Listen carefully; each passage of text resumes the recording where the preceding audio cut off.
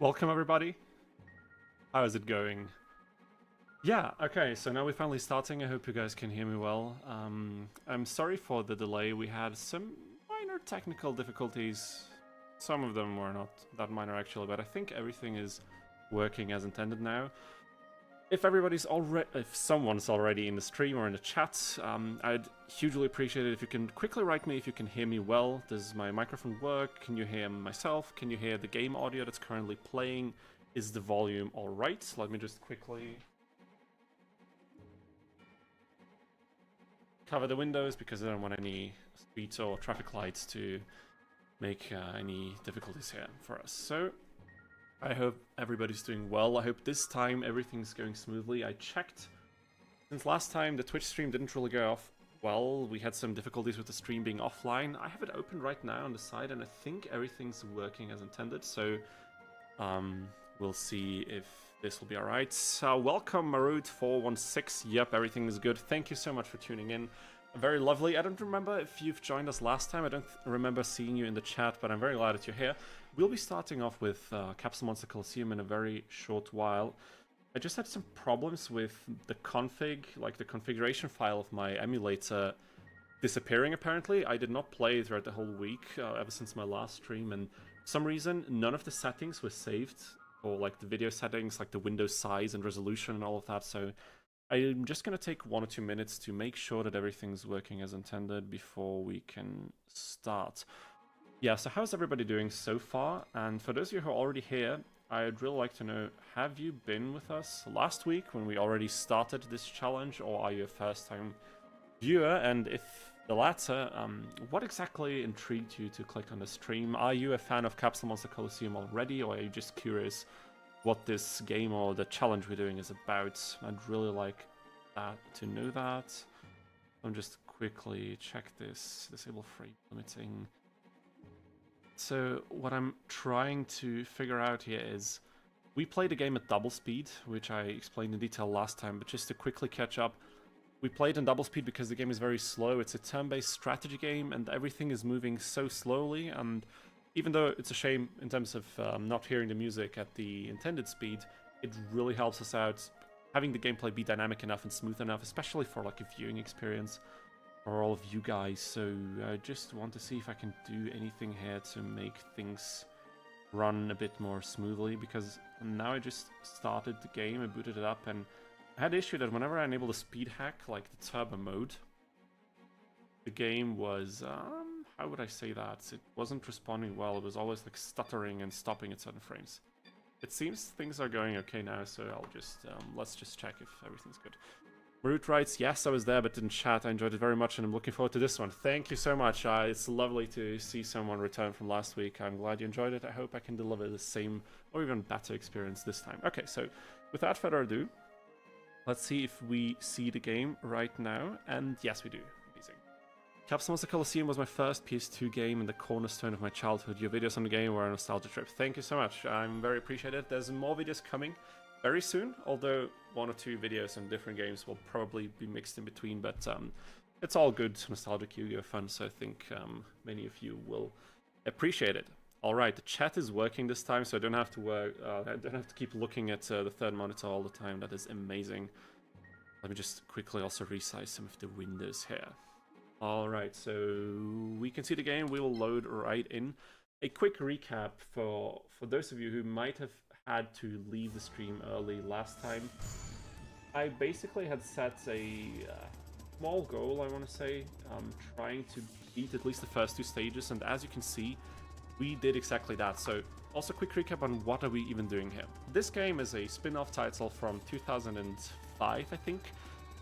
It's a Yu-Gi-Oh turn-based strategy game, so it doesn't really have much to do with the card game except the IP, the monsters, and the characters. However, we are doing a challenge run, since playing this game casually is pretty freaking easy. We're doing a challenge run where I only use 1 copy of Gate Guardian, level 1 of course, 0 experience, like everything baseline and everything fresh, and we're trying to beat the game only using this 1 monster.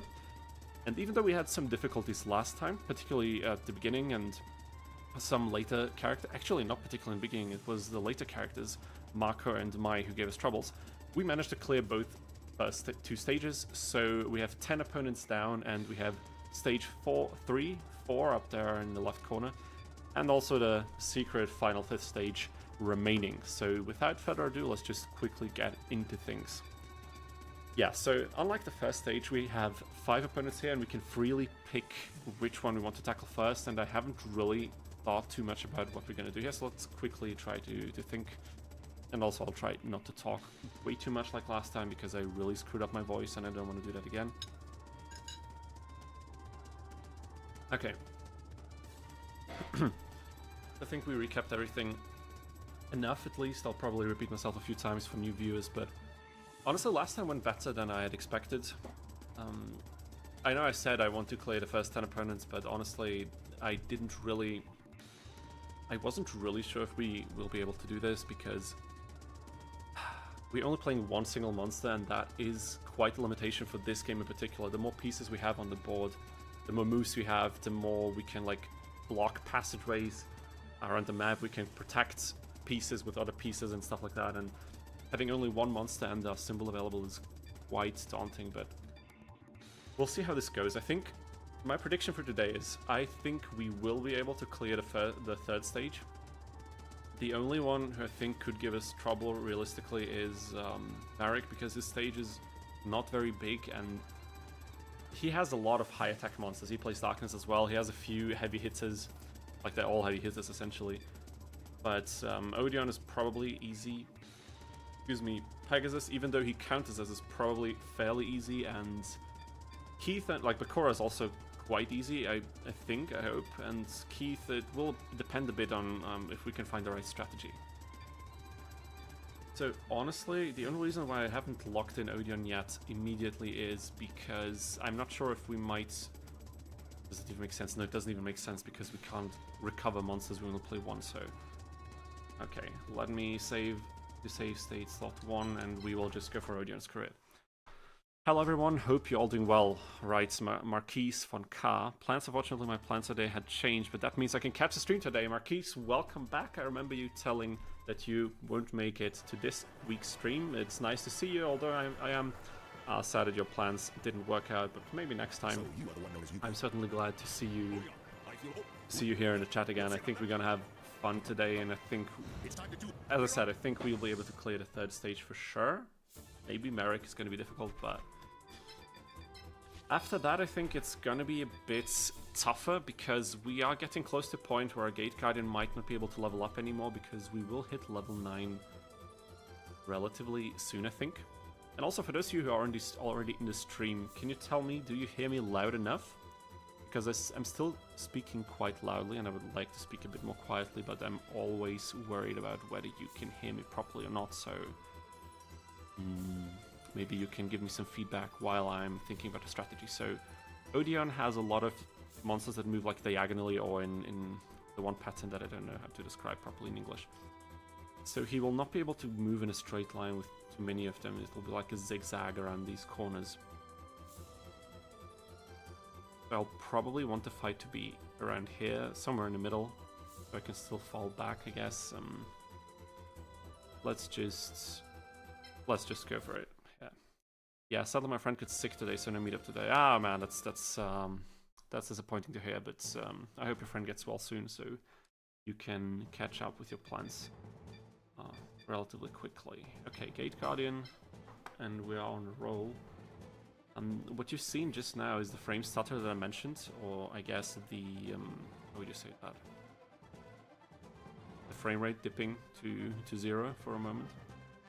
I don't really know what's causing this. Last time we had some of these, but it felt like they were less and more far between each other than today. I hope it's not going to be a problem. Okay, so we move here, and then we move here, and we have quite the attack range, but then we want to be in this middle lane. I still have to move either one forward or one backward. However, if we place ourselves here, we could go for this spot, but is this close enough? This is one of these things where if this game was really challenging, I'd probably have to think about it, but since we heavily outlevel our opponents still, this might not be a relevant question at all.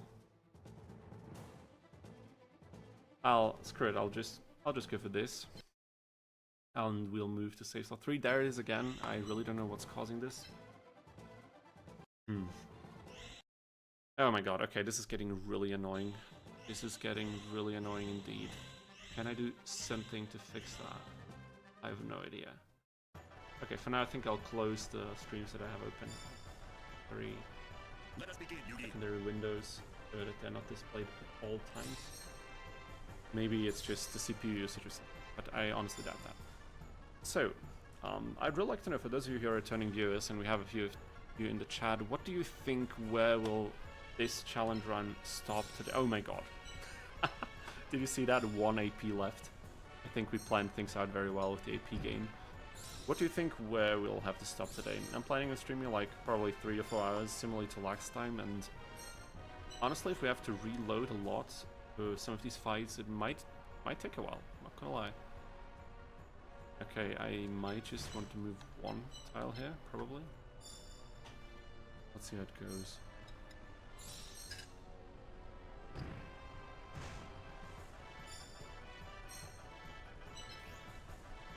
Will this be a one-shot? This is the question that's very important right now. And the answer is no. Wow. Okay, yeah, we can definitely notice that our symbol is not leveled up properly yet, but honestly, I think I still... I'm already getting a raspy voice here. I think I still want to go for this. Mostly just for the fact that if I don't do now, we might get overwhelmed later, and the 2 monsters he has in this lane right now, they cannot attack us at the same time, so we'll only tank 1 hit, and we'll probably have to do it anyway, but okay. Damage is not as little as I had hoped. Okay, this could be a problem. Maybe picking Odion as our first opponent was a mistake. I'll move in with our symbol now. Full attack now due to the AP count.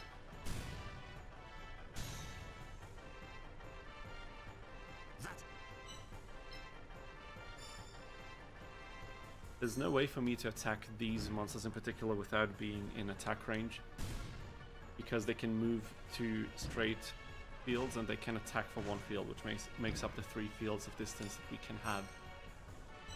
But of course we can bait it out. Okay, we're not... Yeah, if he moves here, he can attack us there. Oh boy. I really don't like this, honestly. What if we moves to... Okay, yeah, that's okay. We can stay here. He'll probably attack... He'll probably attack a symbol, I think. I have the feeling we get to finish the entire area today. You mean 3rd area? Yeah, I also think so. If things go okay, then I think we'll be able to do that. I'd like to also clear a few opponents from stage 4, but I don't want to rush things too much. If it happens, it happens. If it doesn't, that's all right. So he will be attacking with this one. Could also attack a symbol, and I think I'm about now I'm regretting having picked Odion, honestly. Let's just see what happens if I play this normally.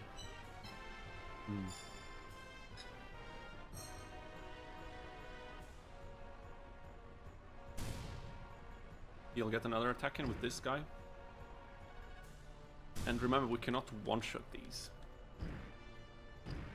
But his Easter statue thing, I think, is it even able to attack our symbol? It's not. It's not able to attack either of our monsters, so that's actually pretty nice. That's actually really fucking good. Okay, I shouldn't use swear words in the stream.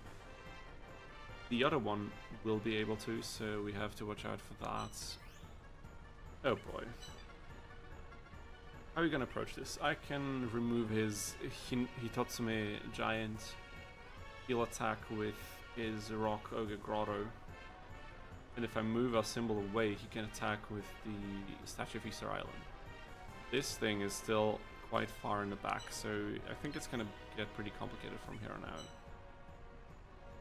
Is there any downside to destroying this guy right now? I don't think so, honestly. I think I actually have to go for this. But he will be able to then do this and attack with the second one as well. I might want to move back, but then he's gonna attack Gate Guardian too, which is really not something that I want. Oh boy.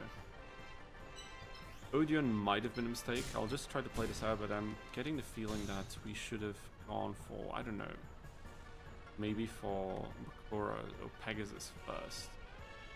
Because even though we have a heavy advantage against his Earth monsters, they dish out respectable damage.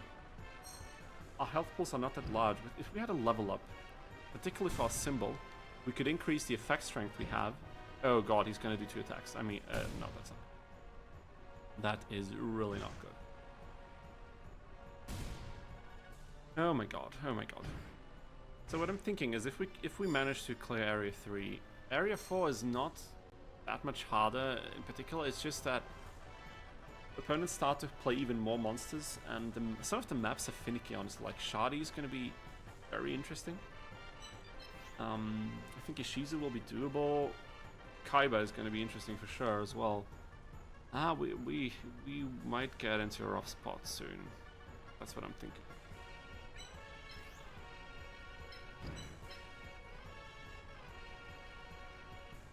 Oh boy. I'll still try to pull this off somehow. And the reason why I'm attacking this monster now in particular is... Oh my god, come on game. Don't do this. Oh my god, I can't... Okay, I think it's over. I think we actually lose here. I didn't consider our AP limitations, and this is one of the few times that I'm kind of seeing Odion in a different light. Almost a bit more respect for the guy, because he's really dishing out a lot of blows to us. Would have sneaking around the map been a better option? Maybe. Okay, screw this. We're not doing Odion first. That was a bummer. Let's try something different. Can we do Pegasus? Let me think. Pegasus has 2 light monsters. Only 2, and those are the last ones he sends in. Usually they stay in the back line. What could we do there? He has a few wood monsters. They are probably 2 shots. I don't think there are many 1 shots in this fight in particular. Because the health pools are still way too large. Maybe we should start with Bakura. Let's try Bakura.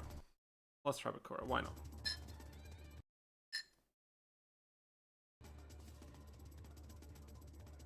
This is kind of what I mean, that opponents will start to get increasingly more grindy, in a sense. Because I think there are possibilities to beat duels, even if they appear very difficult, but it's just about finding the right strategy. Okay, let's go to save state slot 2, just in case. That went well. We want the first attack. Actually, I didn't even consider using the special ability on Odion. Maybe I need to kind of wake up from my slumber, sorry. And maybe I'm just not at 100% with my strategical thinking yet. Okay. Let's save this. Save stop 2. What can we do now? Karibo's a 1-shot, I'm pretty sure. I don't remember the half gauge of this thing, but I think it's more difficult to destroy. I don't think we can one-shot Farolymp yet, and his Lavas has a significantly lower health pool. We can easily one-shot this. We can also one-shot his Winged Dragon, I'm pretty sure. So out of the 6 monsters he plays, I think there are only 2. The Queen of Autumn Leaves and the Farolymp that we cannot destroy in 1 hit. Considerably better than against Odion. I don't know what I was thinking, honestly. So are we going to let him come to us, or are we going to play it differently? I think I'll just place a symbol here for now. Now for Gate Guardian, Karibo's move diagonally, but they're placed in different tiles, I think. In the sense, and we don't really care, because why would we?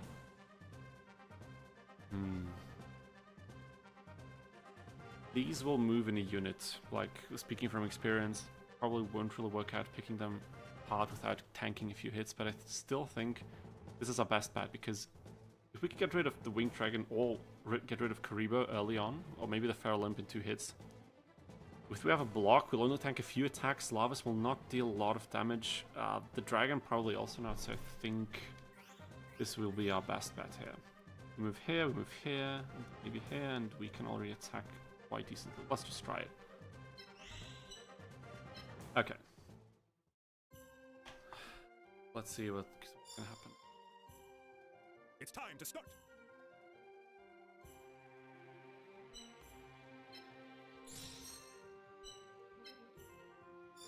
I've always found the background music of Bakura stage to be quite calming. Very soothing, it's very relaxing.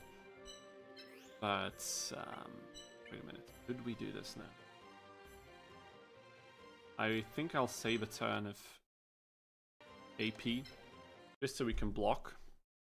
After all, it's the only special ability we have. I think I have to use it a bit more, just to get the most out of this run.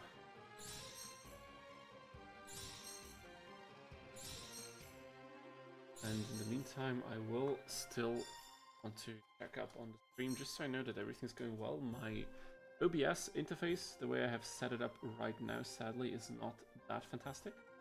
So I don't see everything that I would like at all times. However, what I do see is the chat, and that's significantly more important than anything else we had last time. Yeah, we have to basically give up another turn. But maybe it's not bad that we let him come to us for a few turns, because after all, this tree in the middle with the stones here and the light could be a nice buffer zone for like one or two of his monsters to go further than the others and get torn apart around the corner without the others being able to protect and step in. Let's save some AP and we'll see how this goes. Question to you guys, which stage is your favorite? Like, complete package. Visuals, opponents, soundtrack, of course. Like, as I said, some of my favorite soundtracks include my Rex, but both of these are not my favorite stages aesthetically. I mean, Rex is quite cool, but Mai is a bit bland. I think one of the stages that I really like visually is Ishizu's second stage, even though I do have my reasons to hate the stage quite a bit, but you'll see that in time, what the reason for that is. And I have to think myself right now which one I really like. I think Shadi's second stage is really beautiful with the dragon in the middle that spews elemental fires. I really like that idea. I wish field effects in this game had a significantly stronger impact. It would make everything so much more interesting. Okay, so this thing will move here and then probably here. But do we want to do this? I don't know. Let's use save state slot 4 to think about it. 238. Defense is too high and we don't have any advantages.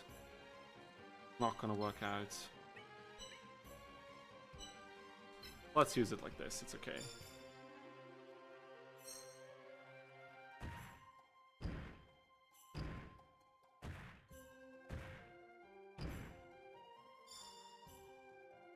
Damn it. I don't even have it on. Gonna take a quick look later and check it. So now things are getting spicy. I mean, we do get +9 attack, but we already had that back there, and this is so sad. 17 points, but I figure we have to start somewhere. This thing will not reach us in a million years, essentially, so Karibo would be almost in range. I think I just have to move back a few. Yeah, I think one tile I'll move back. But is that good? Maybe I move into this direction because I can go here. Okay, he'll move there. I can attack it. And oh, wait a minute. What if I move to this field? This feral imp will move over there. And next turn I can really attack it, but I won't be able to destroy it anyway. So what do I gain from that? No, let's do it like this. I want to be careful now. My favorite Marut416 says my favorite stage is the first fight against Seto. The music is awesome. Oh wow, okay. The music is awesome. The ruined city looks gorgeous-ish. Seto is cocky as always. Pegasus' first fight is a close second. Most of the music, yeah, okay, I forgot that. Pegasus won. His music is brilliant. Like it's such a nice little Baroque-esque tune. It's really nice, and it fits so well to his character and the stage aesthetics. It's just a shame that the fight itself is quite a letdown. It's really not very imposing, we'll see that soon, but I'll definitely give you that. That stage is really beautiful. Honestly, Seto's first stage, I kind of have a love-hate relationship with, because I don't know, somehow it has some negative connotation in my memory. I can't even say why exactly. Maybe I struggled a lot as a kid back then, but let me just quickly. I'll just, this is gonna look weird, but I'll just have one ear free because I think I'm talking way too loud again, and I just don't want to ruin my voice. Keep myself a bit in check. What was I saying? Seto's first stage for me is somehow I have some negative feelings towards it. I don't even know why, but I definitely understand it. It's quite a nice aesthetic, and it's quite different from most other maps, isn't it? This is. I have a. Yeah, I can understand it somehow, but I wouldn't agree for myself. I don't find it extremely nice. Okay, we will tank 2 attacks here, and okay, he will attack with Feral Imp. We'll take, well, can attack first. They both deal a good amount of damage. Okay. Can I somehow bait this out? No, I'll like bait him away. I cannot do that. Maybe this was a mistake. The play that I just did. You're a single breath from defeat. Let me just quickly check. What if we don't do this? Okay, Karibo will move in from the other side. This Karibo will move either way, and this thing will... I don't even know. Let's just do it. I have no idea. This might be better. I agree, Pegasus 1 is on the easiest side, but honestly I just love the German voice of Pegasus. Yes, exactly. Are you also German-speaking, Marut, by any chance? I almost would have guessed it based based on something funny that I don't know if I want to say right now, but it's nice to see a lot of German-speaking fans. I almost should have turned the game to German just for this, because I think a lot of you viewers would have appreciated. But we are playing the American version, and I don't think I can change that right now because the save file I'm using now is set for the American version of the game. So maybe for the next challenge we can we can use the German voices. I really love them. They are spoken so well, and just they sound awesome. They sound truly awesome. Okay, so I didn't expect this thing to attack us here. So that's not extremely good, but let us. We could destroy Karibo here. Karibo cannot attack our symbol, even if we move it over there. However, if we move our symbol up here, this thing will probably prefer to attack it instead of Gate Guardian. Lavas will move in. We can get rid of that thing easily. But do I even want to? It's really not on a strong side. If we move there, this thing can't attack, this thing can't attack. This might be our best bet right now, so I'll just save to slot 7. And we will attack. Yes, I'm German. What gave me away? If I'm blatantly honest with you, and I noticed this many years back, for some reason, some countries or some folks, German-speaking people included, really love to use emojis in a, or like text emojis in a much different way than like English-speaking people or like native speakers in English. Like the two things you used, the two like die zwei Dächer, the eyebrow thingy. To me, this is an instant giveaway. That's like 99% that someone is actually German or Austrian or Swiss, or like German-speaking in general.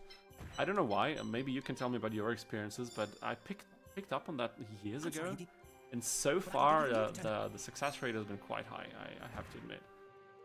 Okay, 130 damage. Are you kidding me? Ay. Jeez. What are we gonna do? Are we gonna do? God. This will be struggle. This thing will attack it again. Okay, but this thing cannot attack it, and Karibo can. So this damage is probably not. But if we move our symbol back here, this thing would also not be able to attack. Karibo would be able to. Do we really gain something? I suppose the queen would not be able to attack, and like Lavas, we really don't care, so she would probably just attack our thing here, and then we could bait the others with the symbol. I think I will I will try this because this is quite a bit of damage, and I think we want to get rid of it. Voodoo sucks. Yes, you're right. Yeah, also this XD thing I is... didn't know that monster was that. This is such a surefire way to tell that someone is German speaking.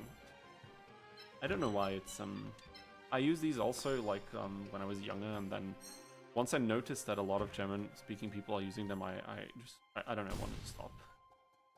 Probably sounds silly, but it is what it is. Okay, so this was probably stupid because maybe I'll regret this because Karibo is doing more damage than the other monster.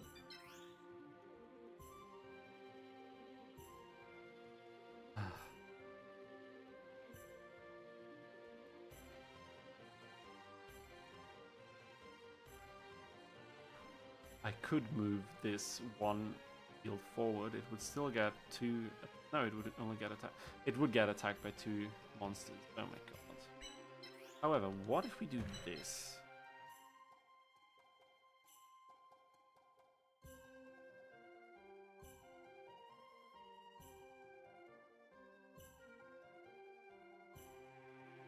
Okay, I'm not feeling very comfortable in the position that I maneuvered myself to.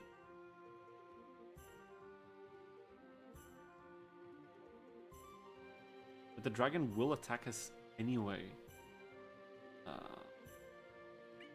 Really not that great. This could turn into a very problematic fight very, very quick. I played a lot of MMORPGs back in my adolescence, and I'm almost 30, but the chatting habits stuck. Yeah, I can imagine, like, the old MMO days were the best, weren't they? Oh my god. There's so many horrendous games that I used to play when I was younger. Sometimes a lot of times, like before I'm going to bed, I'm just thinking about, oh my god, wasn't it crazy that me and my friends were playing, like some of us were playing like Force Story together, which was like a very cheap Korean shitty World of Warcraft knockoff thing. Some of us used to play Cabal online, and so many grindy, insanely pay-to-win games. I'm thinking back and I was like, oh man, those were the days, right? We had so much fun, it was so amazing. And then I Google some gameplay from these games back then, and I just stare in awe at how low the bar was for what we would find acceptable or fun, just because everything was so new and fresh. Like, if you have the chance, look up Force Story gameplay or Cabal or like Rapples or whatever those games were called, like Fiesta Online. Oh my god, so many really not great MMOs that we played because they were free and accessible. Those were the days, man. Those were the days. Okay, enough yapping. What can we do? That probably was a mistake. Let me go back.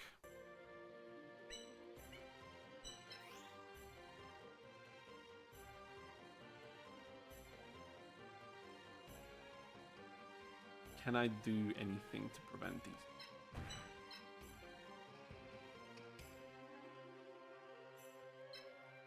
What if we do some... This thing cannot attack a symbol, it cannot attack our gate. Freebook can attack our gate guardian, but the dragon cannot, so this thing will attack our symbol. Pretty sure. This thing can't attack it. Maybe this is not that call.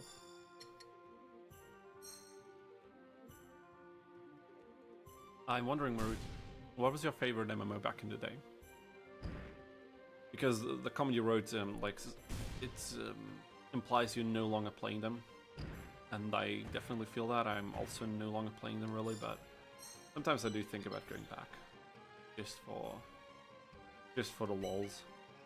Although being on your own in an MMO always sucked on. It's so frustrating, or like just not as fun as playing with others. We will dish out the mood. I can one-shot Karibo. I can... This thing can't attack anything. Still. Why would he do this? Oh my god. Oh my god. Bakura's an idiot. That's okay. This thing will attack our symbol. This thing will attack our symbol. We'll get rid of Karibo. Then we can get rid of the dragon. Because this thing I can play... Maybe we'll get rid of the queen, but... Let's just try this. This is really not particularly easy with just one monster. It's starting to get way more challenging than I thought.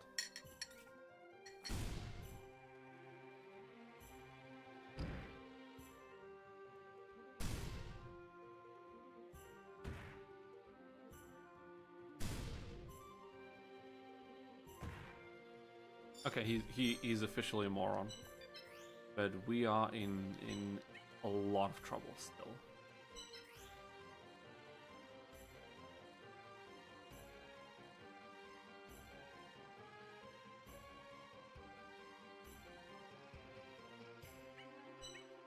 I think we fumbled this. I don't see a play right now to win this with this board state. Because whichever monster he uses to attack, he got us. We need to do things differently.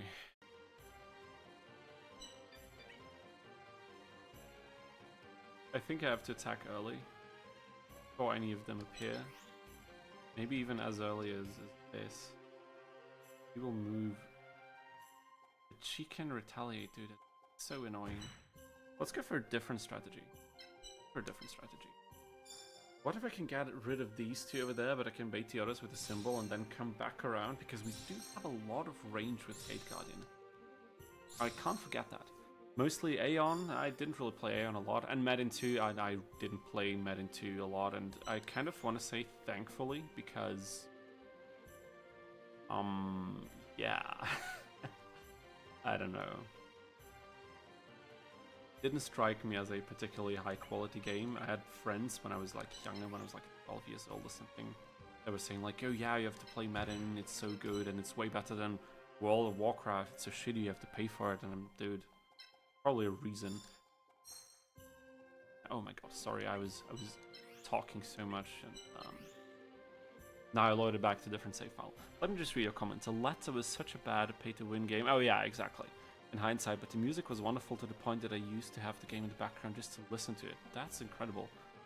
I mean, having good game music goes such a long way to building atmosphere. I mean, you can hear it right now in this game, even though it's double speed, but...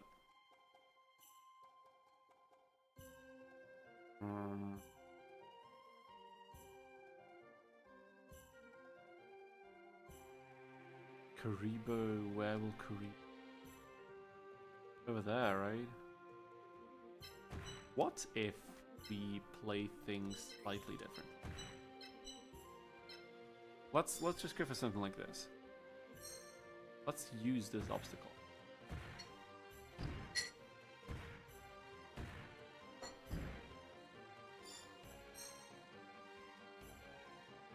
Okay. So we can't go there, but we can probably go here. Let me save right now. Still can't attack anything, but if either of these Karibos move onto this lane, we can attack them already. I mean, this thing will also be able to attack us, but it's just one attack, so I think we'll be good. Okay, only one of them. Okay, that's okay. That's good. I think that's good.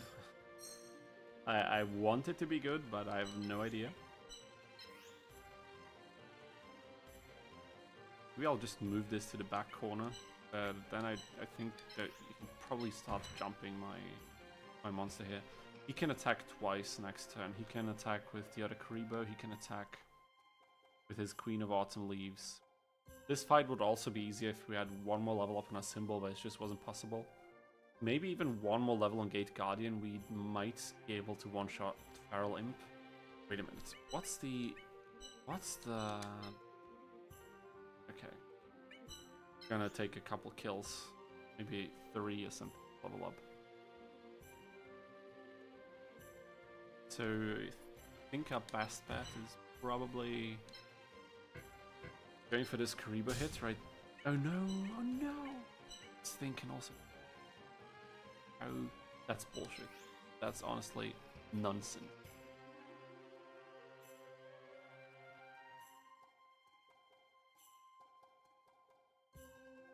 I don't like this at all. But we could wait. We could just wait a time. But then he can attack with his queen.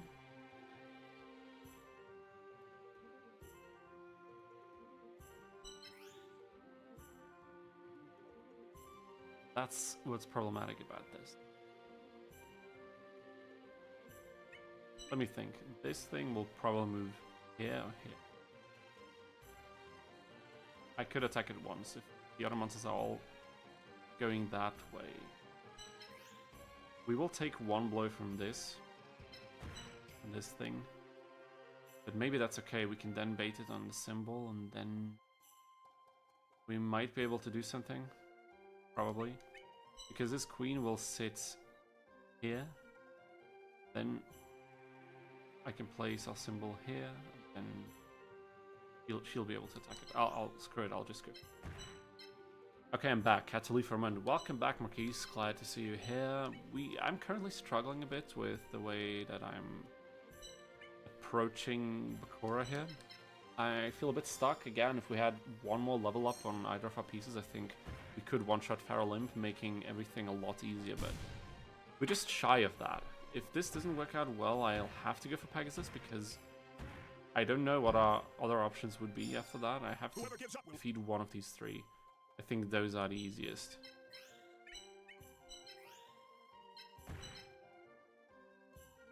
Okay, so I think this might be the play to go for. He will retaliate, but... Your luck will cease if... Okay.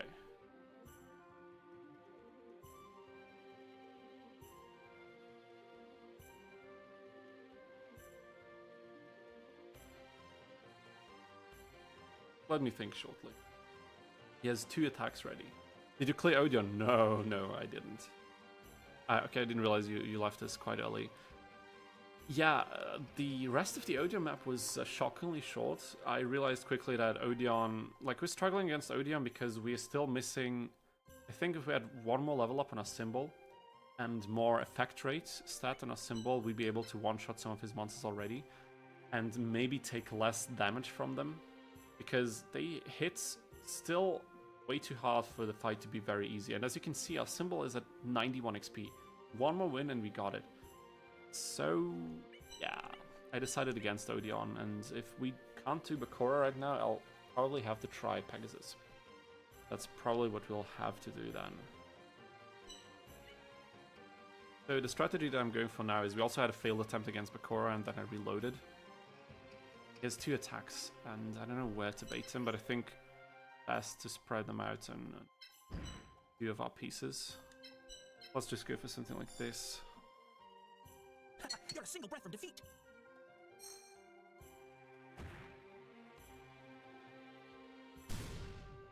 Okay, that went as planned.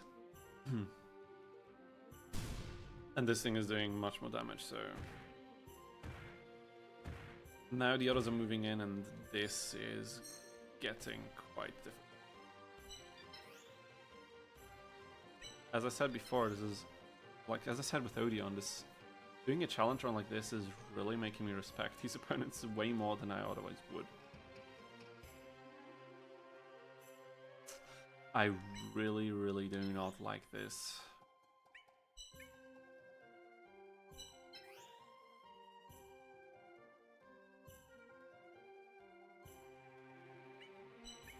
Oh my god. Could I, theoretically, move out of the grid of this thing? I could.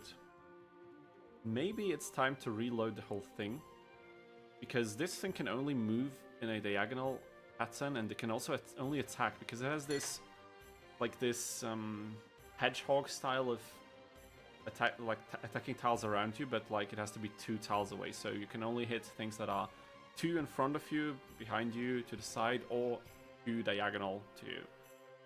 Meaning that if you're 1 tile to their side, like linear, I don't know the English word, you know what I mean.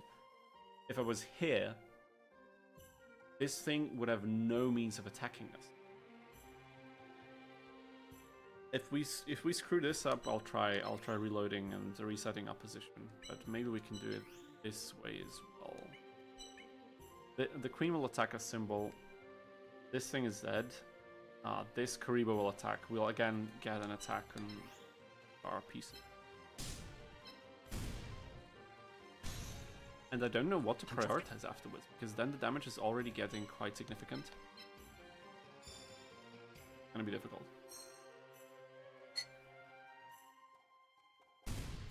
And the problem with the Queen of Autumn Leaves is it takes 2 hits for us to defeat. It does very significant damage. Maybe not as much as the other pieces, but at this point it doesn't matter because 6 hits from any of his monsters, a symbol is dead, or Gate Guardian is dead. It really doesn't matter at that point.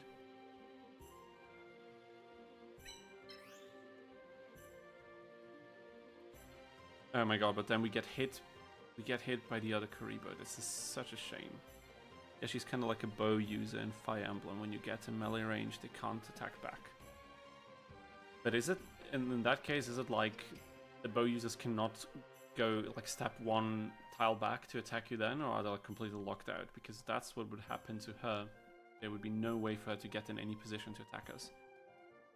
Which I think is quite ridiculous from a game design standpoint, but I don't know. We are just gonna reset this because screw Bakura. Okay, so this, and we are gonna do the opposite. Oh my god, okay. Let's redo this. I should have thought about that, because this is the only monster that we can. They can, unless you get in their way. Okay, so if you actively seek them out. We have it a bit easier now, because this thing can not attack us. There's no way to do it at all. So we only fight against 5 monsters effectively. Except that we need to worry about where a symbol moves, because a symbol can move non-diagonally also, and that could cause us some trouble, but it's gonna be okay. Okay, we can do it. Usually can't walk through enemy. Okay, I get that. I never played Fire Emblem myself, which feels a bit weird saying this, considering which game I'm playing right now, and I think, from what I heard, there are a lot of similarities, aren't they? But I don't know, I just know that I really enjoy playing this game in particular. Even though this challenge run is not doing too well. Okay, so first things first, we do want this. We want to block. We just need it. It's way too important.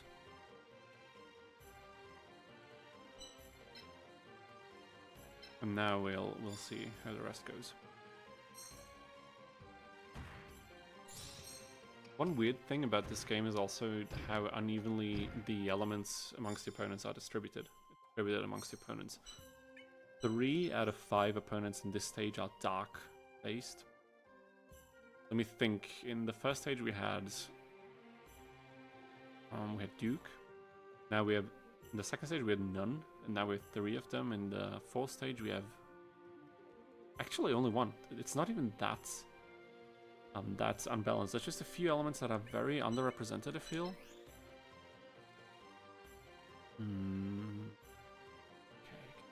I could. No, I could.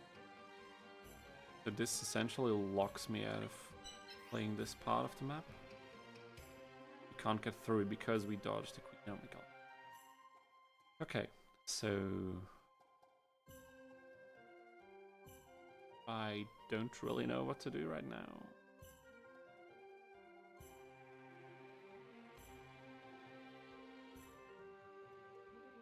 It's not the best position to be in.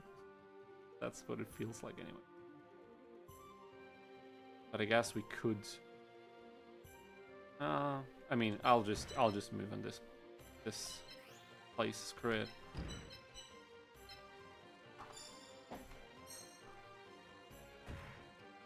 If we manage to defeat Bakura, I think next up, I'll have to test if we can already one-shot Odion's monsters, but could be a close call. If not, we can go for Pegasus probably, and then Odion. Then probably Keith, because Keith can also be quite tough. He has a lot of damage output, I think.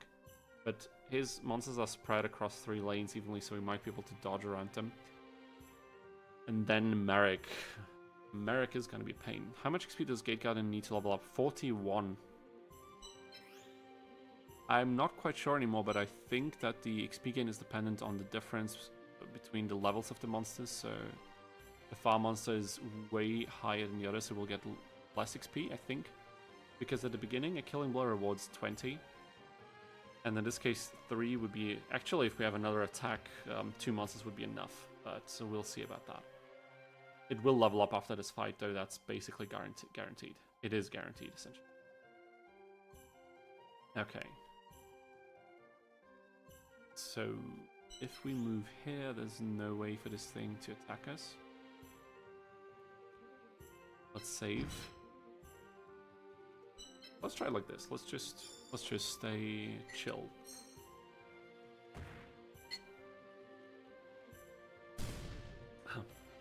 Alrighty. Oh no, I didn't consider this, and we are loading back instantly. Like instantly, there's no debate.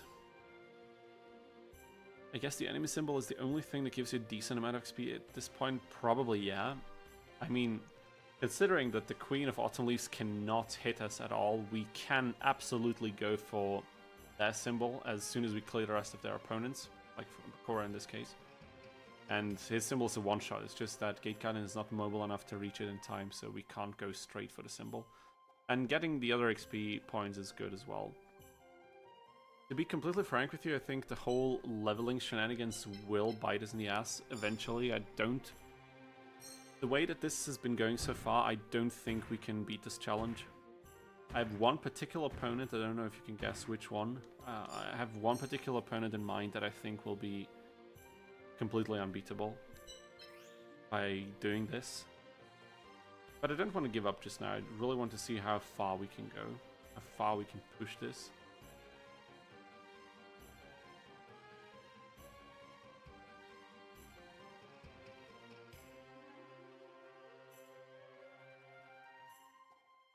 Wait, maybe. Now I have to think. Level 5, we can attack here. This thing can reach us. This thing, the only one that can reach us is the dragon.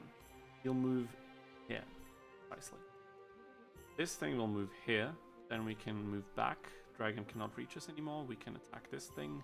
Karibo cannot reach us. This Karibo can also not reach us at that turn. I think this is probably... Oh, okay.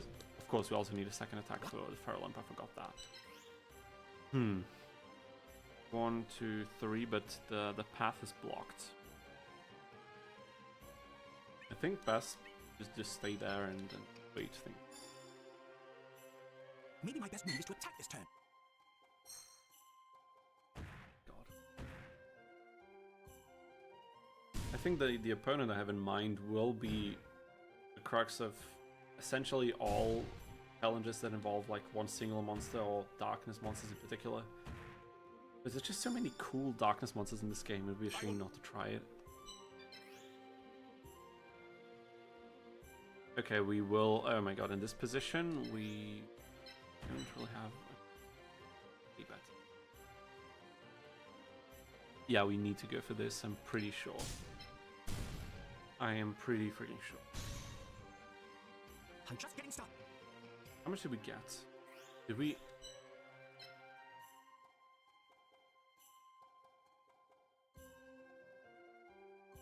Did I see right? Did we get 4 XP points from attacking and then attacking again for the killing blow?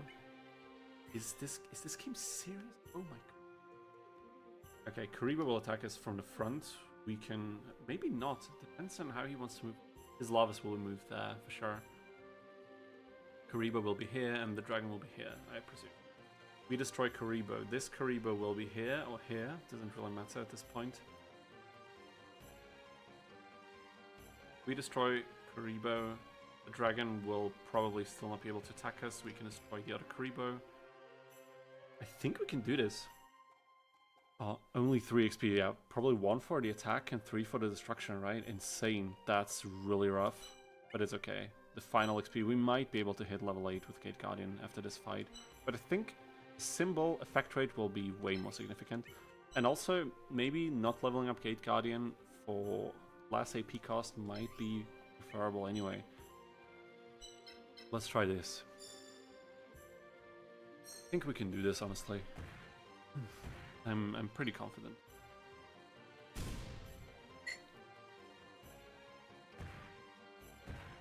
Okay, he's going for a different strategy.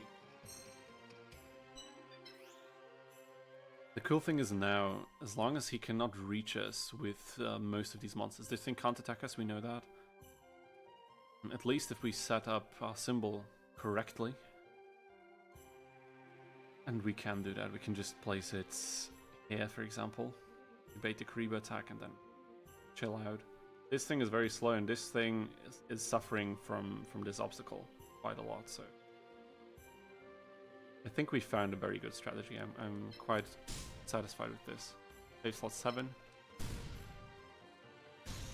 I do believe 2 XP. Oh my god. Insane. That's insanity. That's absolute insanity. Okay. I think we got this. We will cash in on... Oh wow. What? This is odd. I did not expect that.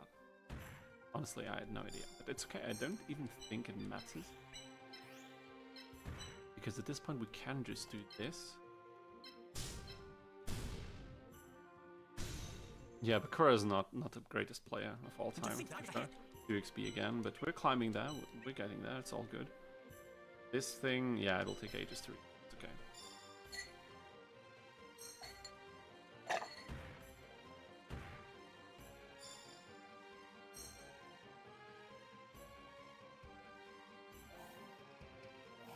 Okay. Yeah, there's no way for him to reach us, so we will just SPA. Special ability. We get a shield. Oh my god.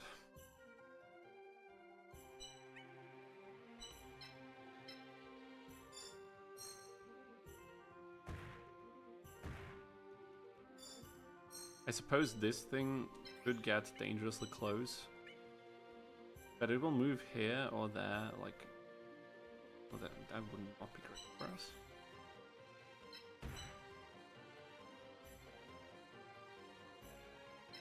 But what if we do this? Will he move 2? Yo, he's gonna move 1 field, then I can swoop in with Gate Guardian and destroy it. And at that point, could he attack? He could still not attack us. Guys, we did it. We did it. Bakura is gonna fall, I'm telling you. He will move up his dragon either 1 or 2 fields. It really doesn't matter. We'll destroy it, and then we have more than enough time to swoop in and destroy his weak symbol. Perfect. This is perfect. Okay, so again, this really proves how important the initial placement is for these diagonal-only monsters. It's such a freaking game changer. It's a game changer, sorry. I can't speak today. Just like any other day, really. Okay. This is basically a win. Yeah, he's not even attempting anything anymore.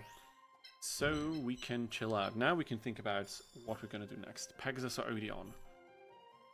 I think even though we have the advantage, Pegasus will be easier to clear just because the health pools are not large enough. They're just not large enough at all. Gate Guardian will get a level up here. It's essentially guaranteed. But I do need to think about whether we want this added AP cost. GG, well played. Thank you, Marquise. Thank you so much. This was one of the easier ones. We have so many tough battles in front of us. The real issue will begin once we face the stronger light opponents, and we need to at least be able to two-shot all of the monsters. There it is, guys. GG. We freaking did it. Okay, nice. We got a nice opening for stage 3. This is it. For all of you who might be new to the stream right now, thank you so much for tuning in. We just cleared our first opponent of the day, and opponent number 11 is down. 14 more to go. Hopefully we'll be able to do 4 more today, but it will also depend a bit on my voice, because I'm already shouting again. GG to you too, Marud. Thank you so much for joining me in this. I would also do this on my own, but it's so much more fun when other people are here to join me in this, and especially if you are Capsule Monster Coliseum enthusiasts just like I am. Incredible. Okay. So I need a save slot just for this. Sure, let's get multiples. We got it. Okay. Base AP. I think we still won't need this, but let me just quickly check. I want to make sure. I really need to. Monster, Coliseum, Gate, Guardian. Okay. It's been 1 hour, but we did it. We cleared the first opponent, and I think the next two might be a bit easier than the first one, simply because of this level up. Now, I somehow remember saying this at the end of the last stream, that the first fight today could go a bit, like, it could go not so well because of this, but it's all good, we did it. Okay, the AP cost.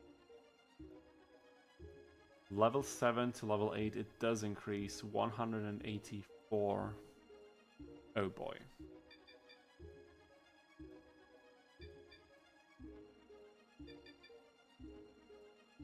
How much attack do we... 4 attack, that's not a lot. 26 EP, oh my god, that's really not a lot. Guys, do we reject the level up from Gate Cut? But then, oh my god, I really don't know. I think we do. Honestly, I think we'll play it like this, and we will reject level up. Kinda hurts me to say this, but I don't know if we can really afford to waste 1 turn at the start of every single fight just to get extra AP to move things. For what? For 4 attack points and 26? I mean, but also we get more AE rate, symbol AE rate, 7%. I don't know. No, we're not doing it. Oh my god, XP is going to 0. I don't know what to do right now. I have no idea. I have no idea what to do right now. Oh my god. What are you guys thinking? If I go for this level up, it's guaranteed every fight from here on out until we get the next symbol level up, which is probably somewhere around area 4. I will not be able to move Gate Guardian.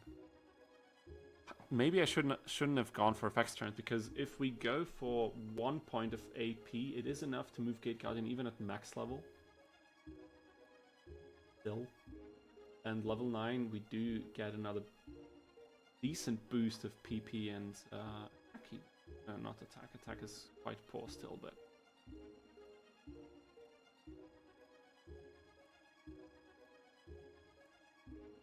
You know what?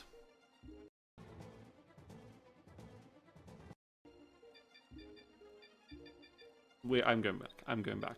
We will get 2 points of effect strength and 1 base AP. I think it's the better deal, honestly. I just do, and this is Bakura. This was Bakura. Thank you, ladies and gentlemen. Thank you for everyone joining us today. After this, I will actually take a short moment to go on a toilet break, 5 minutes or something, and then I'll be back with you in a short while. Thank you everyone for tuning in, and stay right where you are because we have just started today. Be right back.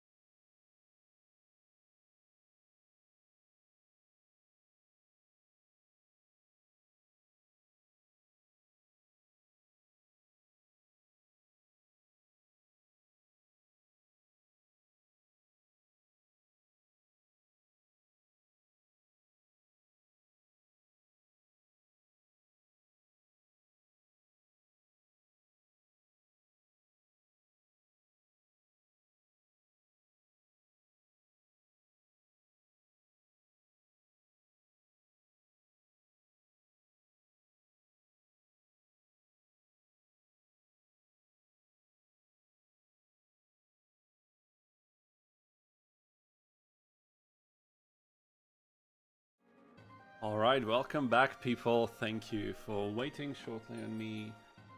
We are continuing right where we left off. We have even a few more viewers than before. Amazing. I'm trying not to check the view count, but it's nice to see a few new people coming in. For all of you who joined us in the last 10-15 minutes, thank you so much for tuning into the stream. We are playing Yu-Gi-Oh! Capsule Monster Coliseum for the PlayStation 2. The vanilla game, not any mod version, and we are trying to beat the game only using one copy of Gate Guardian. We started fresh with level 1-0 experience.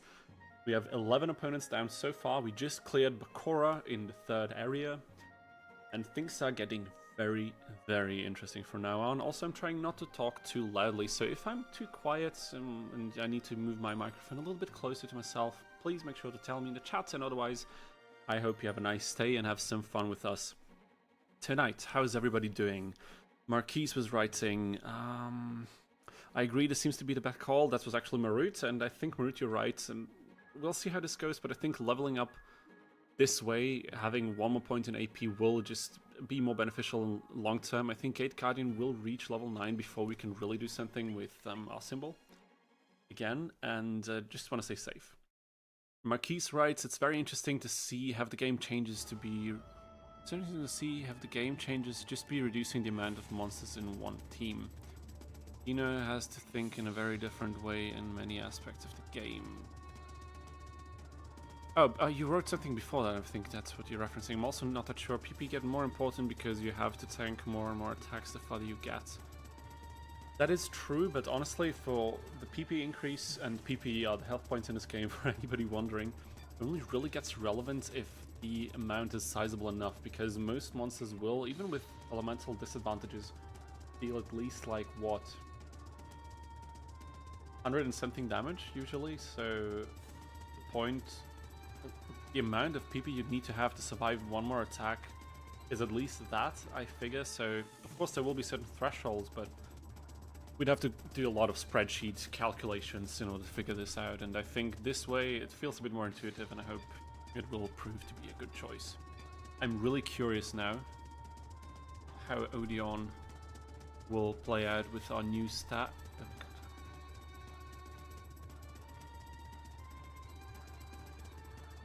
What the hell?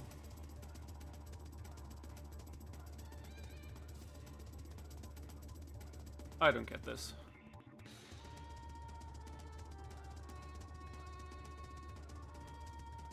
I saved to slot 1 and then he can't load it. Okay, that's weird. But it's gonna be okay.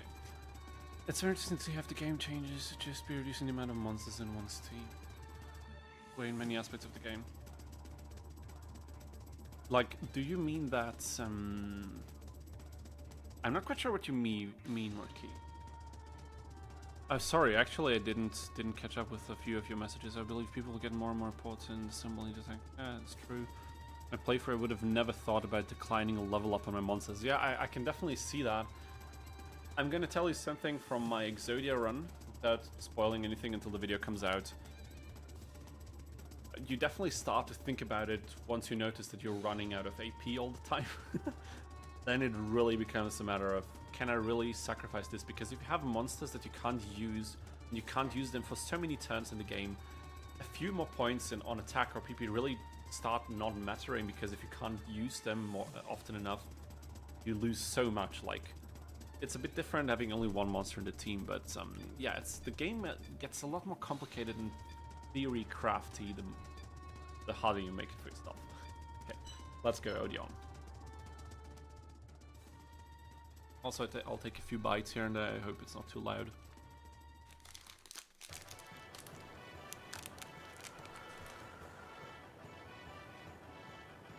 So you are the one known as Yu-Gi.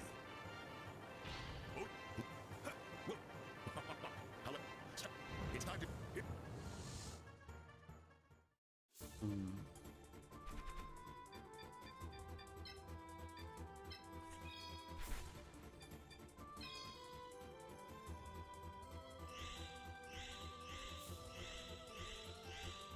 The emulator is reacting quite slowly. Marquise writes, like how important it gets where to place your monsters at the beginning of the match. Never put much thought in my playthrough, and with enough monsters you don't really have to. That's true. That's certainly true, but that's exactly what I love about these challenges. They really force you to try to figure out how this game actually works, because you just can't ignore it like you would in a regular playthrough.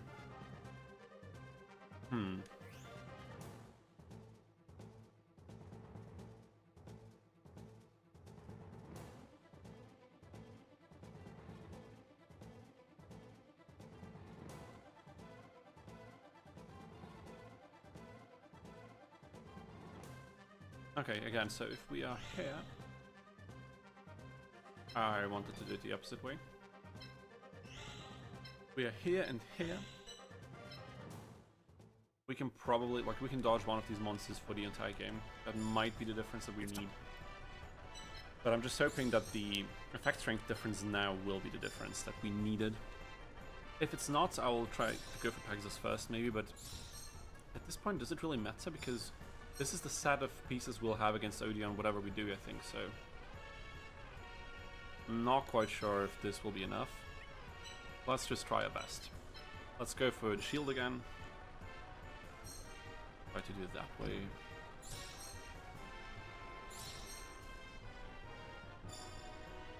Okay. Shields up. And turn is over. Maybe I should also let him advance a bit further, because his monsters are not equally mobile. But he sent his slow monsters in first, so if I wait a few turns, it will probably be like it will come down to the same thing. Wanted. Okay, so I think I can place it here. This thing will come over there, and then I can just attack, and I think it's gonna be okay. Oh my god. So for those of you who have not tuned in at the start of the stream, we already attempted fighting Odion before we got our level ups, like the most recent ones, and it didn't go out as planned. I might have been able to find a different strategy, but honestly, Odion's monsters still do quite a bit of damage, and... excuse me? They have such large health pools that even with our added advantage of being darkness beating over Earth, we can't one-shot them yet.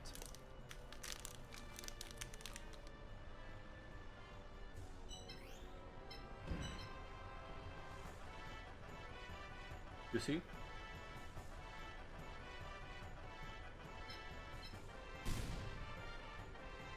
I think this is still going to be tough.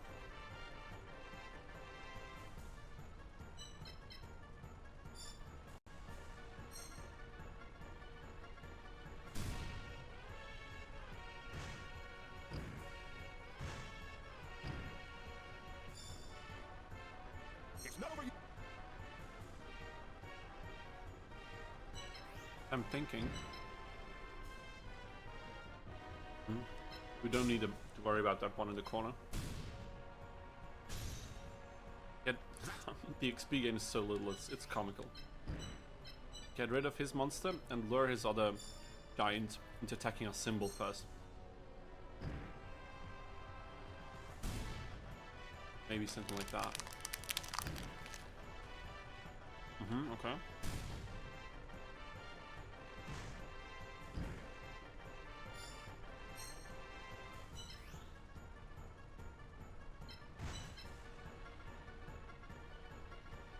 It hurts so much that this is not enough.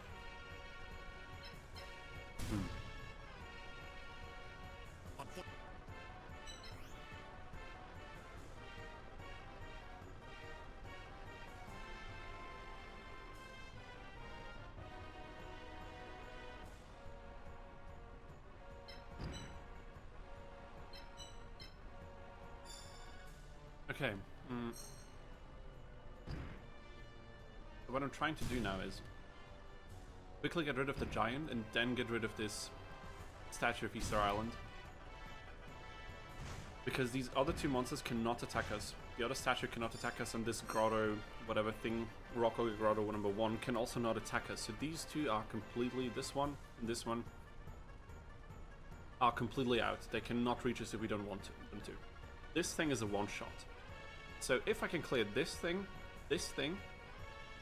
I can one-shot this, and either go for the Scoundrel, like I have to two-shot it, but then we can use the special ability because we'll have more time. Let me just save slot that. I think you can beat Odion, honestly. I think now we have a good shot, but this was the wrong move. Because now we're no longer diagonal to these. And we have to be diagonal, anything else is nonsense. Okay, but I think we have a very realistic shot at doing this.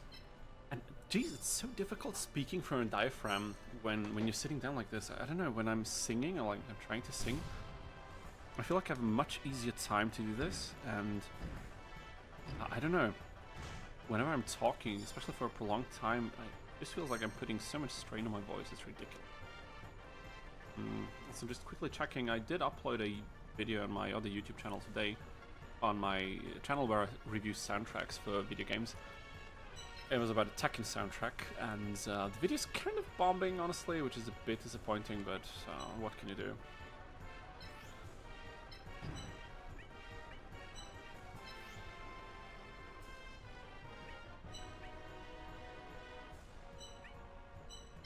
Will we be able to survive this? This thing can... I mean, I can move it closer for the statue to attack it. Fire Reaper is dead. If the game wasn't freezing, would have been dead even sooner. This was level 3, we got like 10 XP off of that, that was cool. Oh, I don't know if it was 10 XP, but at least we did get a bit more significant amount of XP points. This thing will move and like... I can't even bait it into attacking because it can't move to a proper field. It just can't. That's okay. But okay, 90 damage is not that significant. We can... Oh my god, and he moves it there, dude. Why would you move it there? Oh my god, of all places. Are you serious? I would have really needed... And we can't one-shot it still. Marquise writes, what is the name of the other channel? You talked about the second channel last stream a bit, but there's no link to it in your channel description. Oh yeah, I completely missed doing that for this one, because this was the way smaller channel when I started it, and I've been kind of flip-flopping between those two. It's called Dino Sulic. Let me just write it in.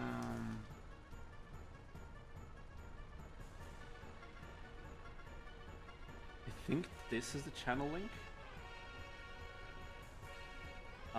The channel name is this essentially. If you search on YouTube like Tekken and OST or music or something like this, I should probably come up somewhere in the recommended videos. It's not really big, it's like 3K subscribers. I have a few videos that have done well, but I'm kind of struggling to really figure out what I want to do in this channel and kind of trying to move away from just being a one franchise pony essentially. Can we one-shot the... Oh my god, we can one-shot this one for more experience. Amazing. Are we gonna do this? I think we are. Yes, let's do it. Yeah, so if you have time, definitely check out my other channel. I have not reviewed any Yu-Gi-Oh video games yet. It's definitely on the plan at some point in the long run, but honestly, I don't really know when that's gonna be, so I don't want to make any false promises that I can't uphold then. Oh my fuck. So again, for anyone who might have tuned in recently, thank you so much for tuning into the channel and the live stream. We're playing some Yu-Gi-Oh! Capsule Coliseum, trying to beat it with Gate Guardian only. I hope you have fun joining us in this endeavor. What am I doing first?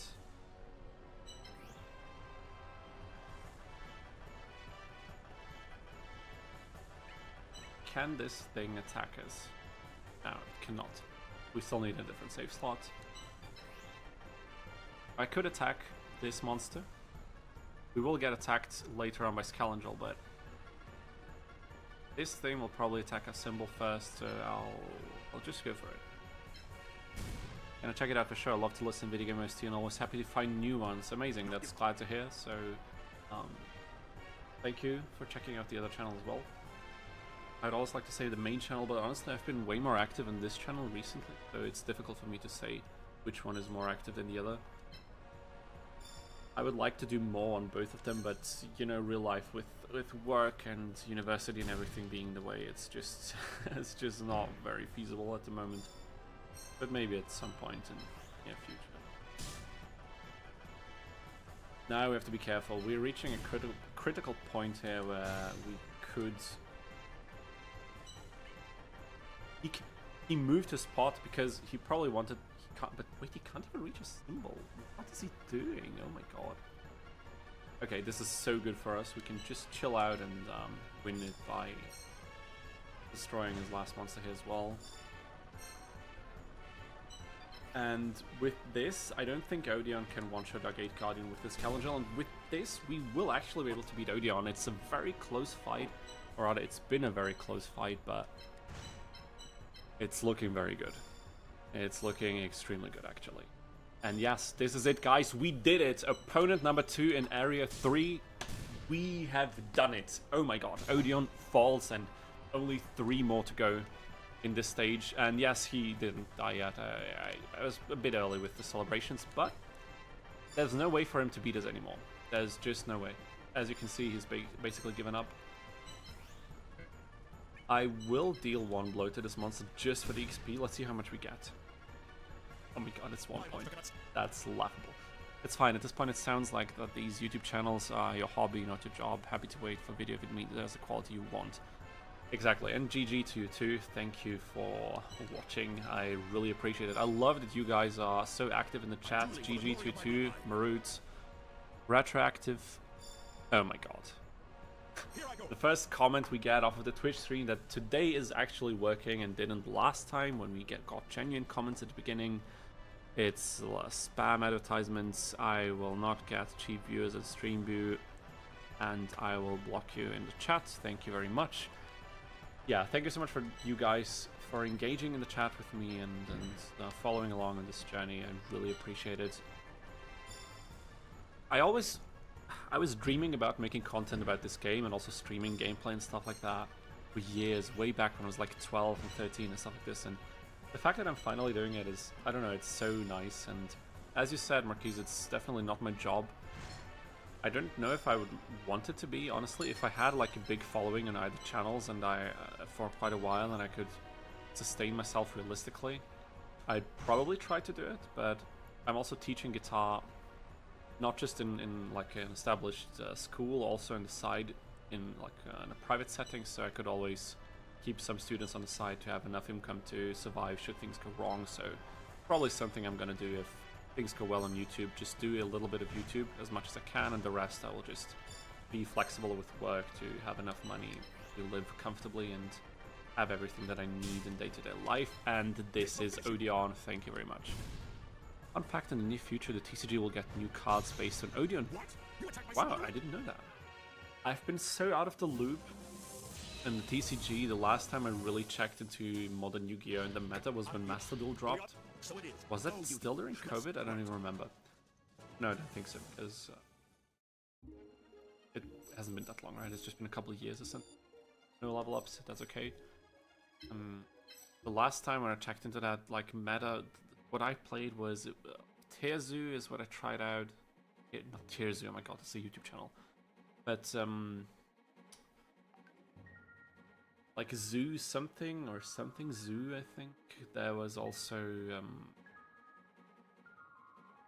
what was the deck called? Oh my god, there was like one OTK deck that was notorious in Master Duel 3 years ago. Okay, time is flying by, jeez.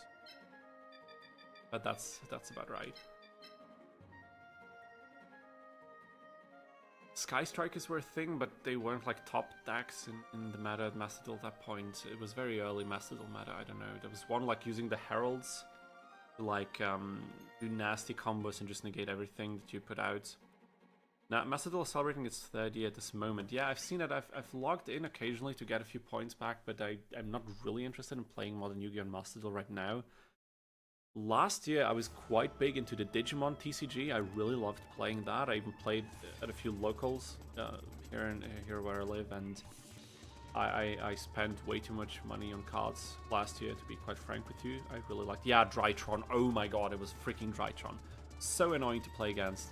Also because I never really bothered to figure out when exactly to interrupt them, but I even had like a notes thing in my notes app on the phone that would tell, like, I've written down, okay, when they play this card first, but that one not after it, then you have to interrupt this, and I never really fully figured it out.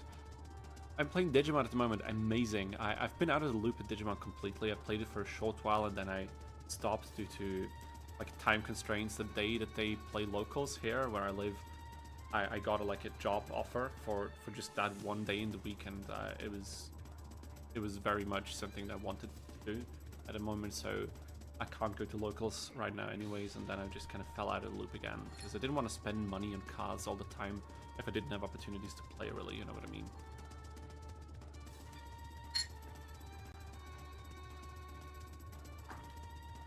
But the Digimon card game is a lot of fun. And honestly, I would love to do some Digimon content on this channel as well. But there's two problems with this. So far, I've only done Yu-Gi-Oh content, and I think a lot of viewers probably come to expect that.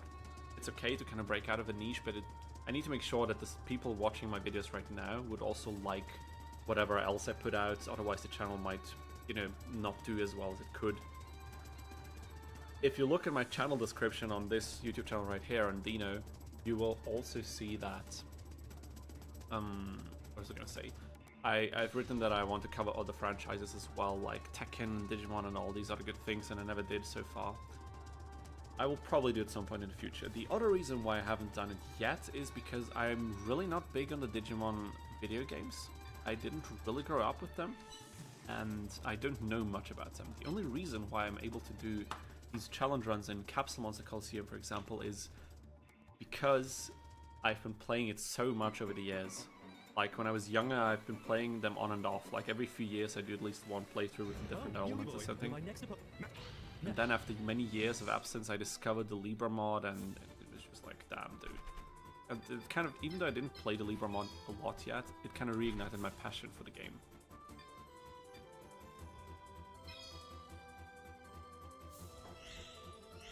But yeah, there's something about TCGs in general.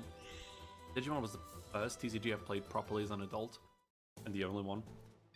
And something about it is so fun, like building the decks, like getting your cards online and assembling your deck, and it's so much fun. And the sleeves and the playmats, everything is so, it's so, I don't know, it's so satisfying.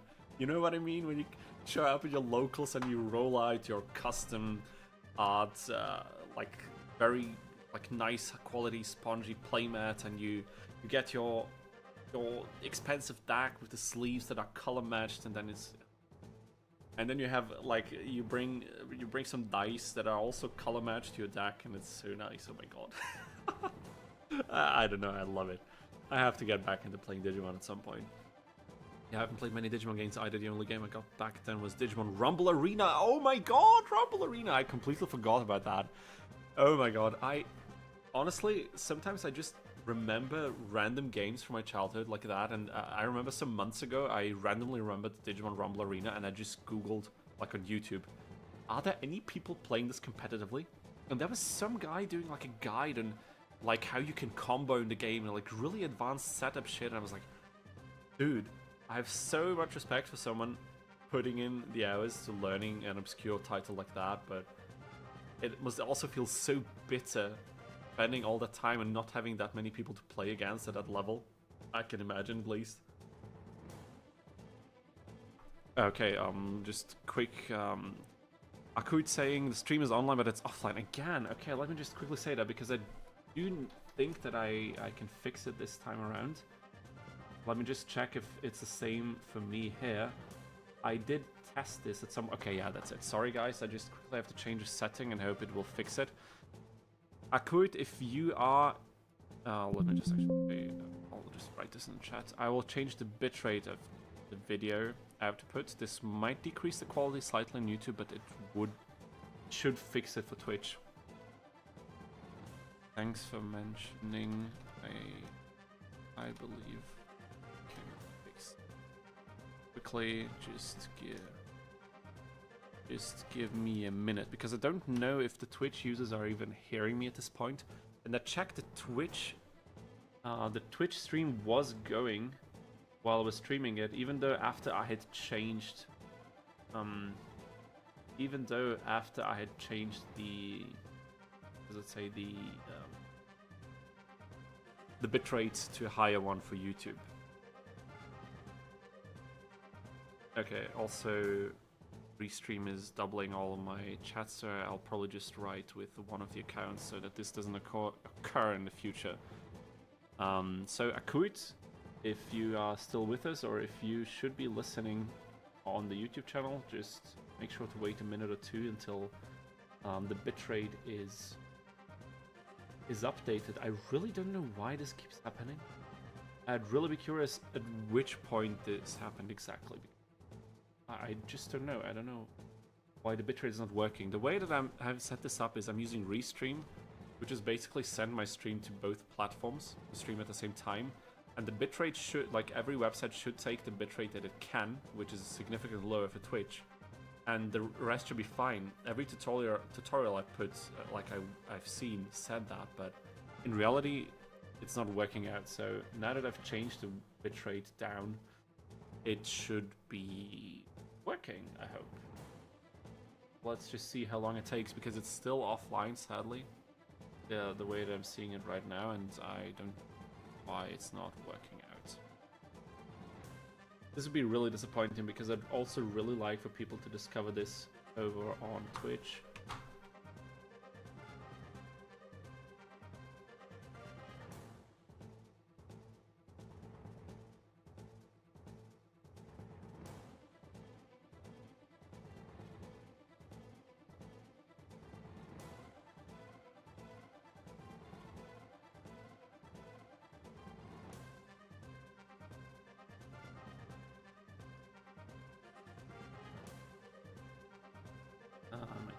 I wrote it in the wrong one.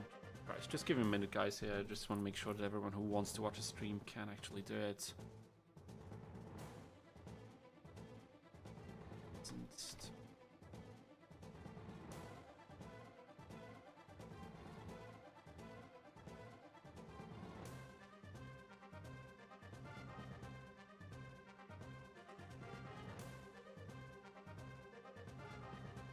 Right, what's the problem?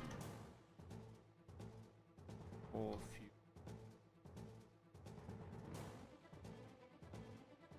Oh my god.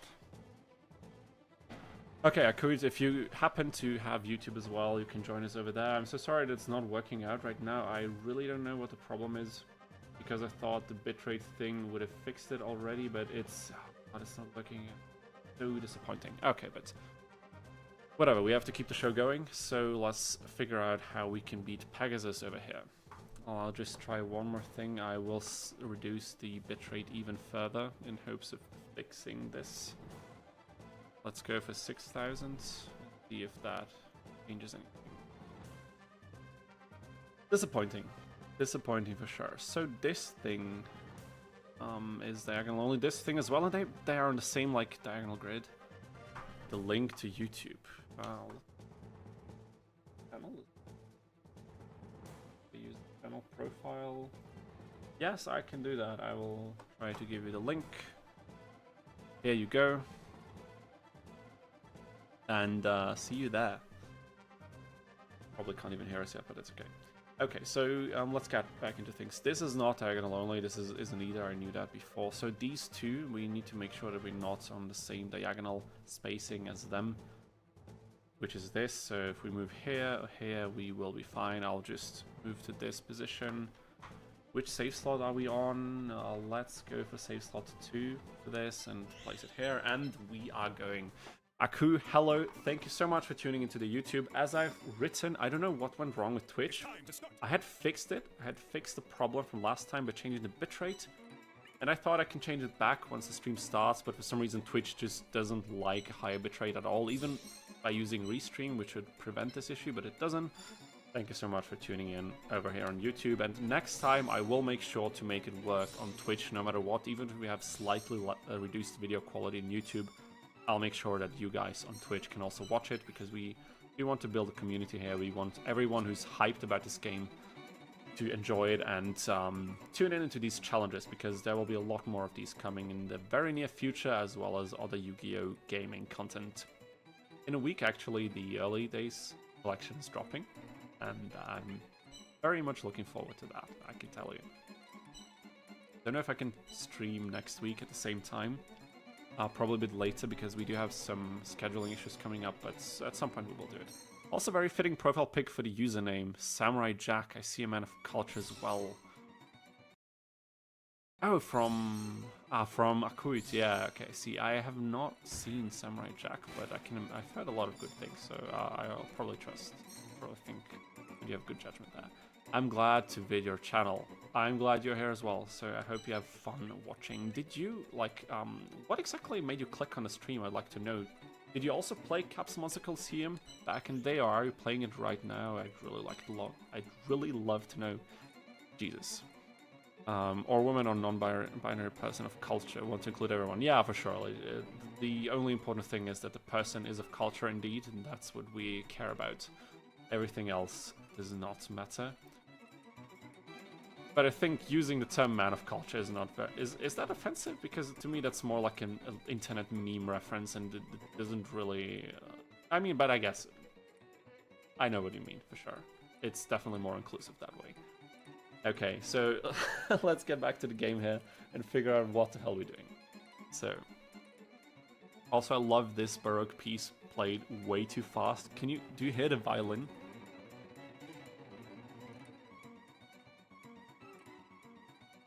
It goes pretty hard, but it loses a lot of the essence that makes it the music it is. Let's go back to regular speed just for the music. But do you notice how slow this game is? Like, look at this. Look at this slog. Oh my god. Can you imagine we used to play this game like this all the time? Like, this is running... I can't see it right now. But I think this is running at 50 frames. It's native for the US version of the game. And look at this. Look at how slow it is. Yeah, we're shredding the violin. I should do a guitar cover. Like, I don't know if you guys... If I told about this. I'm a musician, actually. I'm a guitar teacher. That's what I do for a living. And I've like... Wait a minute. If we count my octave guitar, I have 9 guitars hanging here around me on the walls. Maybe I should play some Capsule Monster tunes in a future stream. Maybe at double speed. I don't think I could shred this on electric guitar at double speed, but it would be fun to try, wouldn't it? Maybe at some point.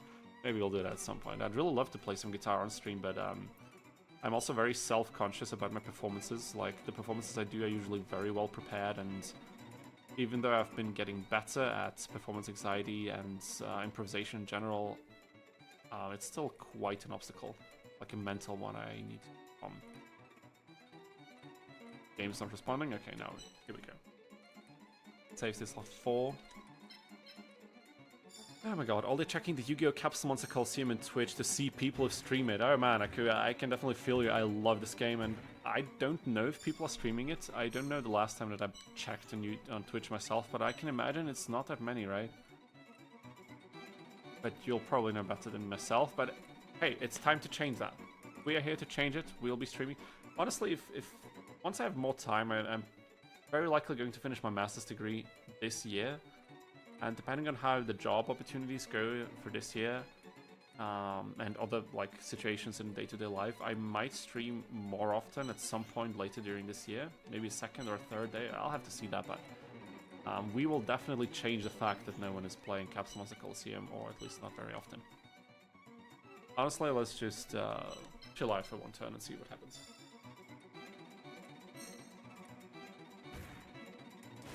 Okay, Twitch stream is still offline, which is a bummer. Give me a short minute. Can I do this? I have to move it over there. Maybe I can also fix the Twitch stream, because it'd be really a shame for people to miss out on this if we cannot do that.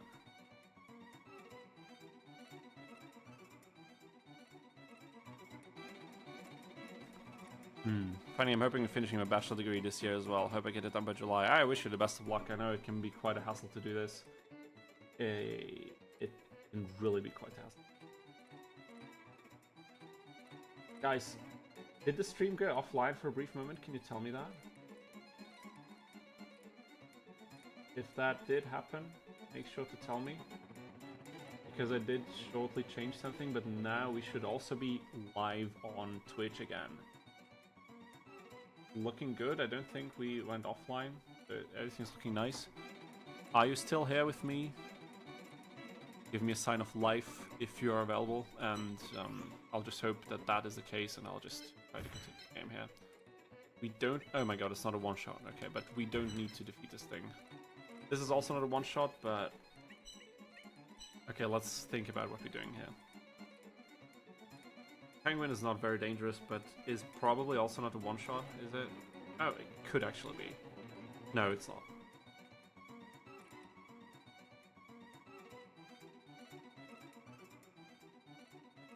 We need to get rid of this thing, so this is for certain, so I think this is what we'll have to do here. Plot 5. Okay. It didn't go offline on YouTube. Amazing. Thank you, Marquise. That's so nice to hear. I saw it on my feed as well, but I'm always not very sure if I caught small issues like that. I'll tell you one thing. It's so comfortable to have 3 monitors. I've had it for a couple of years now, and especially for these streaming purpose, it's so nice because I have my OBS on one and the actual game running on another, and then on the third monitor I can like monitor the actual streams and see if there are any issues popping up. You'd think that with an insane setup like this, I would have caught that the Twitch stream is not running properly, but as luck would have it, I did not notice. So are we going this... Are we doing this way? We are getting rid of the wood monster first. The earth monster won't do as much damage to us anyway, so that is alright. And this thing can't reach us anyway, so... It turns out that Pegasus might have been the best pick for doing this initially, because even though we're not one-shotting things, it doesn't matter. So we will remember this. Should we do similar challenges later on with other like single monsters in this game, I will definitely remember this for references. Yeah, and I suppose we'll just do something like this. Just piece by piece reduce his army, rip it threads. Yeah, next time we are doing Pegasus. Yeah, I believe you. Back in my streaming day, I only had 1 and it sucks. Checking chat, settings, and any problem was a hassle. Yeah, honestly, one of the reasons why I got the third monitor a few years ago was precisely because I wanted to start streaming, and then I didn't do it for a while. Then I did for a few sessions, and then I stopped again over on the other YouTube channel. Actually, if you're interested in indie horror games, you can check my you can check my Fear and Hunger 2 stream from back then. It was quite fun doing that. But now I'm finally putting them to good use. I'm so glad I got them. Even though 1 is not the right resolution, I have like 2 40 monitors and 1 1080 monitor is still serving me very, very well. Okay. I'm kind of curious, Marquise. Back when you were streaming, did you actually follow the advice that everyone's giving, and did you turn off the view count of your streams? Because I'm really having a struggle not looking up how many people are watching right now, even though I know it's not good, like, psychologically. But I'm trying to do it. I don't have it open in OBS, and I just occasionally check it over on my other monitor. It kind of helps that I need to turn my head like 180 degrees to do it, and then scroll. Kind of prevents me from that. I think that might be quite good. Was that a mistake, not moving away from here to set up the special ability? Maybe. Didn't really have the money to buy a second one back then. Yeah, I feel you. Of course, it's definitely an investment. Definitely an investment you have to make. Honestly, this double time Baroque violin is killing me right now. Oh my god.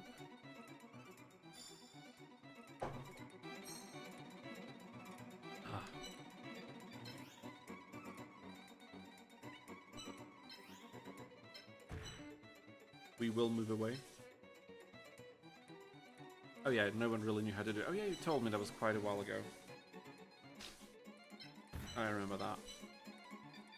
Okay, I might have screwed up here. We might need to reload a save file before I get clobbered by this light monster, because that's really not something that you want to happen. But I think we'll just move back here, then next turn, yes. Special ability, this will move over here, then here, so we're quite safe for a few. But there wasn't really much advice given. I can imagine it must be so tough when you started out back then. Like, the expected quality was probably way less, but also, like, how would you even start doing it? I can't imagine. I wouldn't see myself starting at that point. think I wouldn't have had the balls to do that. Okay.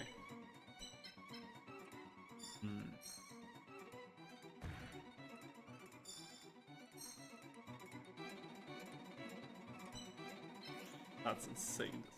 Flat out insane. I don't think we can reach Pegasus' symbol in time, and we will get clobbered if we try that, so... How about we try something like this? I should have saved before doing that, but it's... Plot 8 will be good.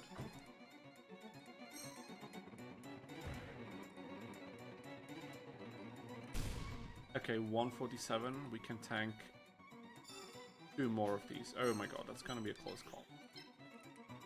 Maybe not. Maybe not a close call. Bar entry was much lower at the beginning, so he had much less pressure. Yeah, I can imagine that. You're definitely right in that. Special equipment is, yeah, for sure. I remember way back in the day, I must have been like, what? I don't know, probably like 12 years old or something, like 13. I played a lot of Terraria back then, back before the crazy updates came, back when the game was still very simple, I guess. But I wanted to make YouTube videos, and I was looking for recording software, and I remember using the free version of freaking Bandicam back then, which would always put like a watermark somewhere like here on the screen on the top. And honestly, sometimes I'm thinking back, and I'm thinking about how many other YouTubers, especially back in the day, have started with really abysmal voiceovers and really content that was low effort because nobody knew what was going on back then. And if I had stuck to that and improved over the years, maybe I could have become one of the bigger Terraria content channels. Who knows? Probably not. But sometimes I was thinking back, I was like, why didn't I just stick with that? But honestly, back then, what also held me back was like this fear of embarrassing myself. Like doing gaming content on YouTube is not the most confidence-boosting thing when you're in that age. You know what I mean? But yeah. Anyways, Pegasus is basically there, and we can already celebrate because, as I said, there's no way for him to attack us now anymore. So we only have 2 opponents left. We have Marik and we have Bandit Keith, and I'm still very sure that Bandit Keith will be the worst opponent. Hi. Especially I can't tap today. I mean, I can't speak today also, so I definitely feel the struggle. Yeah, we have to clear Keith first. If we cannot beat over Marik, I want to find it out only once we did everyone else. So I can say we got stuck at opponent number 15 and not opponent number 14. It does make a difference. I agree. And Pegasus, what a chump. Yeah, Pegasus really, if we can't cheat with his Millennium Eye, he's really not a good player at all. He's a businessman. But at the other hand, Kaiba is both, so that's not an excuse at all. Was für eine Flasche. Oh my god, max level gate guarding, guys, and I don't know if I want to be happy about this. I mean, I am happy because the next 2 opponents will be easier for that, but for Marik it doesn't really make a difference whether we level up here or against Keith, and I'm just so scared we won't be able to beat over Marik at all. I'm really frightened of that notion.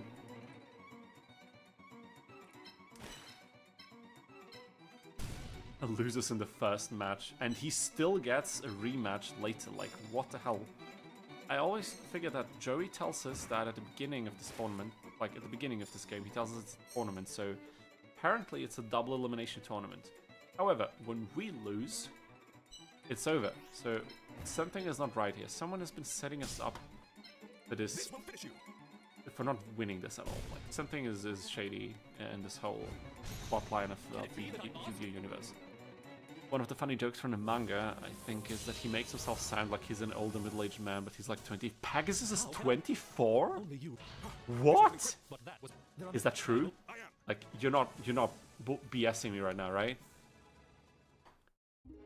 Are we still talking about Pegasus, or are we talking about Kaiba?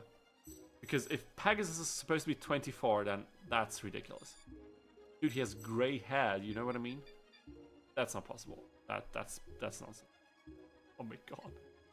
What? Dude, he's been married, he lost his wife to like a disease or whatever, then he spent... How long did he spend building his business? He has a kingdom on an isolated island, for God's sake. He's been in ancient Egyptian tombs with Grandpa Muda researching artifacts. Like, what the hell? Okay, Marut says it's true. Oh my god, I didn't know that. This is soul crushing. This is I don't know if I'll be able to sleep at night with this revelation. Oh my god, Pegasus is... I'm older than Pegasus. Are you kidding me? I'm not comfortable knowing about this. I'll have to tell you.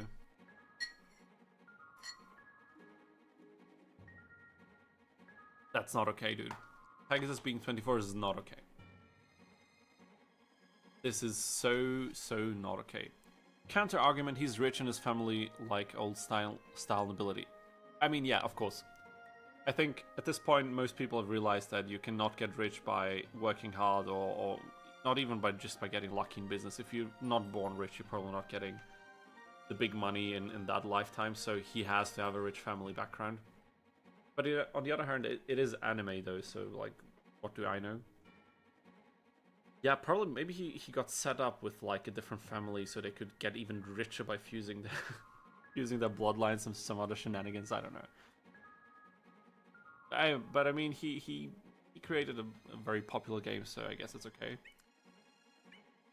It must be wild for Takahashi, may he rest in peace, that he created a character that is in some way a self-insert, purely for the fact that he's the creator of the card game that he's actually the creator of, you know what I mean? Because Yu-Gi-Oh! Blew up in real life so much, and I have a hard time explaining this right now, but you know what I mean?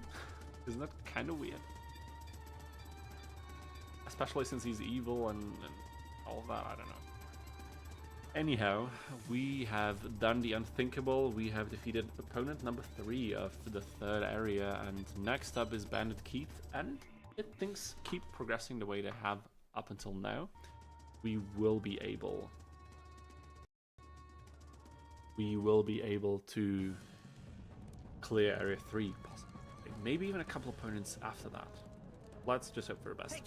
I believe that was the original plan of his family in the manga, but luckily Pegasus really fell in love with his future wife. Oh wow, okay. I mean, that's of course his speaks to his character.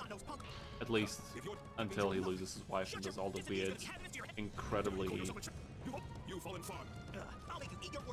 predatory shenanigans in order to try and get her back. But it's okay, it's okay. This is a story, isn't it? Okay, we got this. Attack first. So, Keith is next in line, and what's difficult about Keith? It's quite easy, he has quite high attack on most of his pieces. But also they have low defense, so this does play into our strategy. If we can attack first in most of these encounters, we will probably be able to win this. Okay, we have a predetermined position on the symbol, but that's okay because it can be the way we want. We can either be diagonal with one of these, and or like with either of these, so it doesn't really matter. Needle Ball, Karibo, or 2 Needle Balls, 1 no, 1 Feral Limp, but I think we can one-shot Feral Limp now, right? Steel Scorpion, that's all okay. This thing is problematic because it does even more damage, so this might be something we have to pay attention towards. Let's just quickly take a look at how Needle Ball will behave. I think our best bet is moving towards one of these lanes, like trying to stay in the middle so that he doesn't immediately move around here, but he actually does commit on each of these 3 lanes, and then trying to clear one of them quickly, then trying to clear the second one, and then praying that we still have enough resources left for everything else. I really don't know what to do right now. I'll just put it here. Does that make sense? We can move in the middle if necessary. Move over there, which doesn't really benefit us at all, but this is blocked, so... But it still doesn't benefit us because he could still attack us here with his Feral Imp. Honestly, I don't know. I'll stick to this. Save state +3, please. Please save. Please save. Please save. Oh my god. The emulator is really causing issues today. I don't know what's going wrong. Okay. The game crashed. Amazing. Oh wow. Let's see how dangerous this Nerf Gun Dragon is. Yeah, we will see that for sure. Let me just quickly put some background music. Nice. Just so there's not complete silence behind my screen here. So now we have to quickly reboot the emulator.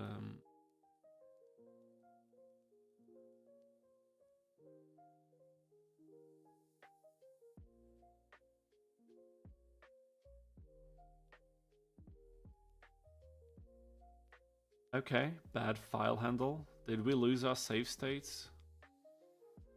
Is this for real? Is this for real right now?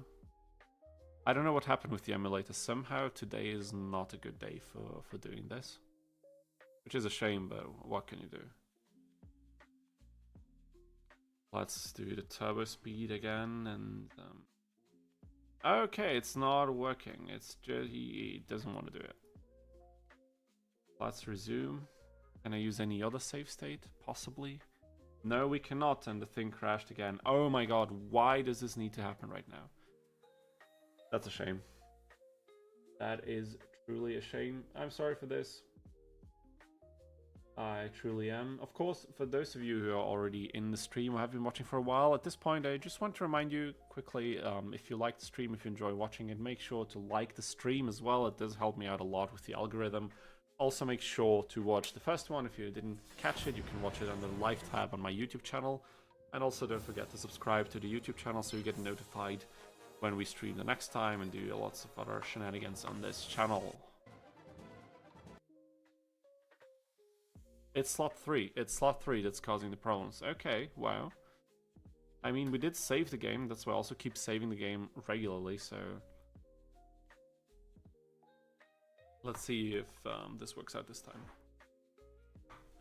So I'm curious, what are you guys doing while you're watching this on the side? I imagine I'm probably more on the second monitor content side, at least that's how I used to view streamers back when I was a bit more into this. Are you playing something? Like, what game are you playing? What are you doing? Are you cleaning the apartment? That's what I love to do when I have a stream or a video open. What is your activity of preference for tonight? Let for me that.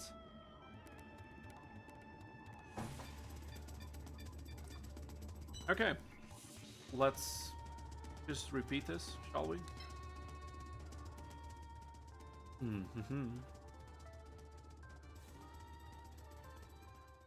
Honestly, it's quite nice to have... This sounds so stupid, but it's so nice to have viewers during the first few streaming attempts.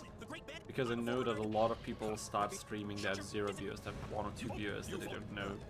And even though out of these like 9 or 8 or whatever viewer count we have right now, probably on YouTube, maybe a couple or maybe even half of those are people that I know. Probably not, but some of them certainly are. It's so nice to have other people genuinely enjoy the content and just tune in. It makes it a lot easier to actually talk into the camera, because of course you have to talk the same way even if you know that nobody's really watching, but it's still different if you know that people are actually watching. We got Marik playing Warframe right now. One of my friends, actually quite a few of my friends were quite a bit into Warframe. I never played it myself, but it does look quite good. Maybe I'll try it out at some point. We have Marquise running an idle game run in the background at this moment. Which idle game are you running? If you're comfortable to tell, of course. You don't have to. And Ozymandias, who has not written in the chat before. Ozymandias 556, sorry. Thank you so much for tuning in, and also thank you so much for participating in the chatting. Is playing MTG Forward, also very fitting, of course, quite similar to what not really similar to what we're doing, but in heart it is, isn't it? Usually I'm playing a game on my Switch. That means you're not the champion. I'm curious, recently I've heard a YouTuber rant about how poor the Switch is, like in terms of its power or performance, like with the frame count on some of the more modern releases. How are you satisfied with the Switch and the way it plays modern releases? Because I never had a Switch, so I really don't know. I have a Steam Deck, but it's mostly used here in the apartment when we watch like TV shows on, well, not on TV or YouTube, but on other services. Isle Champions of the Forgotten Realms. I don't know that game, sadly. POG1 says, this game is goated. POG1 or POG1, thank you so much for tuning in and thank you so much for chatting. Indeed, this game is freaking goated. Like, it's time someone is starting to speak the truth, and I will try to propagate this goated status by streaming this more regularly. We will also stream all the YGO games on this channel, but I'll try to include as much Capsule Monster Coliseum as we can, because I love this game. That's the only reason, really. I really like this game so much. Bot 3, is it working now? Bot 3? It's empty. No, it's not empty. Okay. I think the save state corruption we had before is fixed now. That's nice. Let's say it's really about time they announced the Switch 2. Okay, yeah, I got you. But it's also been out for a few years, hasn't it? Now that I think about it, it's kind of so normal for me that Switch, that's like the Nintendo console of choice. I could really hear how my Switch struggled when I played Shin Megami Tensei 5 on it. Isn't Shin Megami Tensei already a bit older? I could be wrong, I'm not that big into the franchise. I know I played it, but that's not a very new release, is it? I could be wrong though. Are you using PCX to PCS? The PCSX? I don't even know. Yeah, that's the emulator of choice that we're running this game on. Exactly. There are other PS2 emulators, I think, but I've only ever used this one. So that's what I'm comfortable with, and that's what I'm familiar with. Well, that's the only reason. And also because the Libra mod only works with the American game version on PCX2, a particular version of it. So yeah.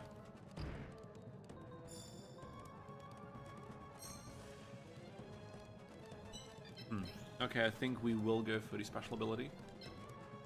Yeah, Pog1, I don't know when you tuned into this challenge. I don't know if you have joined us in the first stream last week.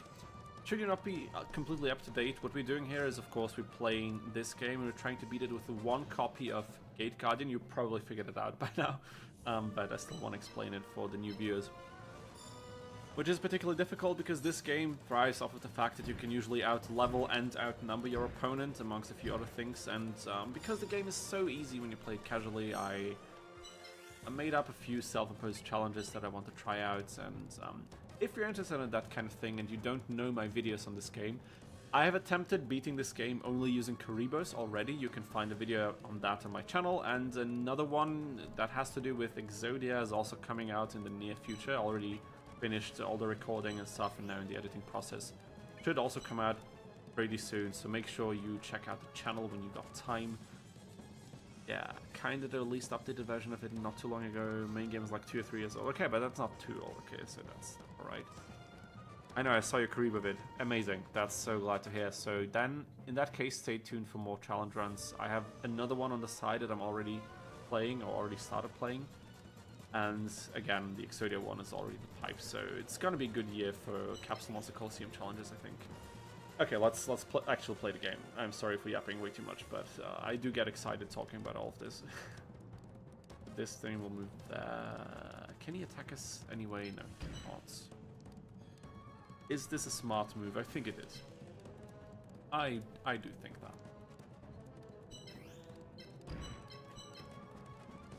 that. I'll try to pull the Thunder Monsters over on that side. Yeah, that's good. Because we do have the AP, sorry. And now I'm noticing that my digital amp is running in the background. I should probably turn it off to save some, well, power usage. Reduce the power usage. That's what I wanted to say.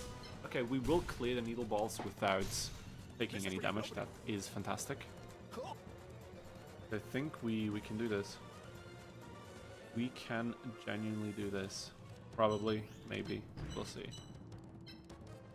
Okay, we will get rid of the needle balls. Maybe I can just, like, I can rush through this lane in particular once I reapply the block, and maybe...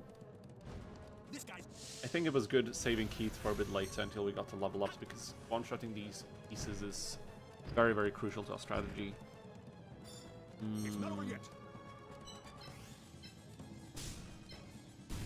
I definitely need to destroy this one. He did pull out his Nerf gun dragon. Okay, this thing will move like this and then like this. I could also clear it quite easily later on, but we do need to be careful. Our symbol is almost within attacking range here, so gotta stay alert. Doesn't have that much PP, sadly, but we couldn't afford it. The other problem with Gate Guardian is that because we need so much AP to move it, unlike with other challenges I did or I'm currently doing, we just had to go quite low on the PP count of our symbol, and that does bite us in the ass significantly. There he is, the big boy, Nerf gun dragon. Yes, indeed.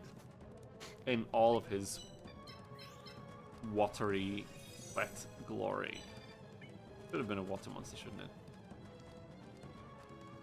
Would have been nice, but of course it's more true to a card game like this.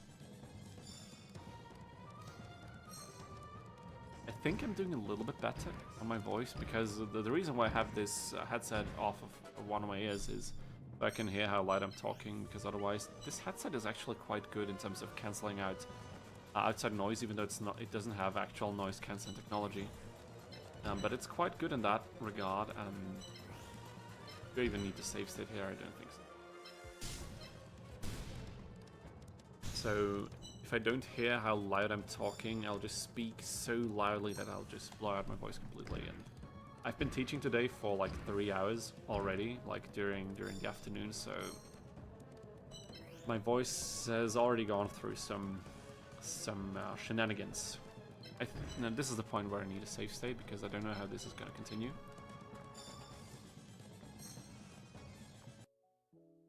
Don't crash. Okay. We didn't have a crash yet, but somehow I'm a bit afraid because of the things that happened earlier with the save states. But I'm quite hyped. If we managed to beat Keith, we'd have 4 opponents down in this area. That would be so good. Oh my god, that'd be insane.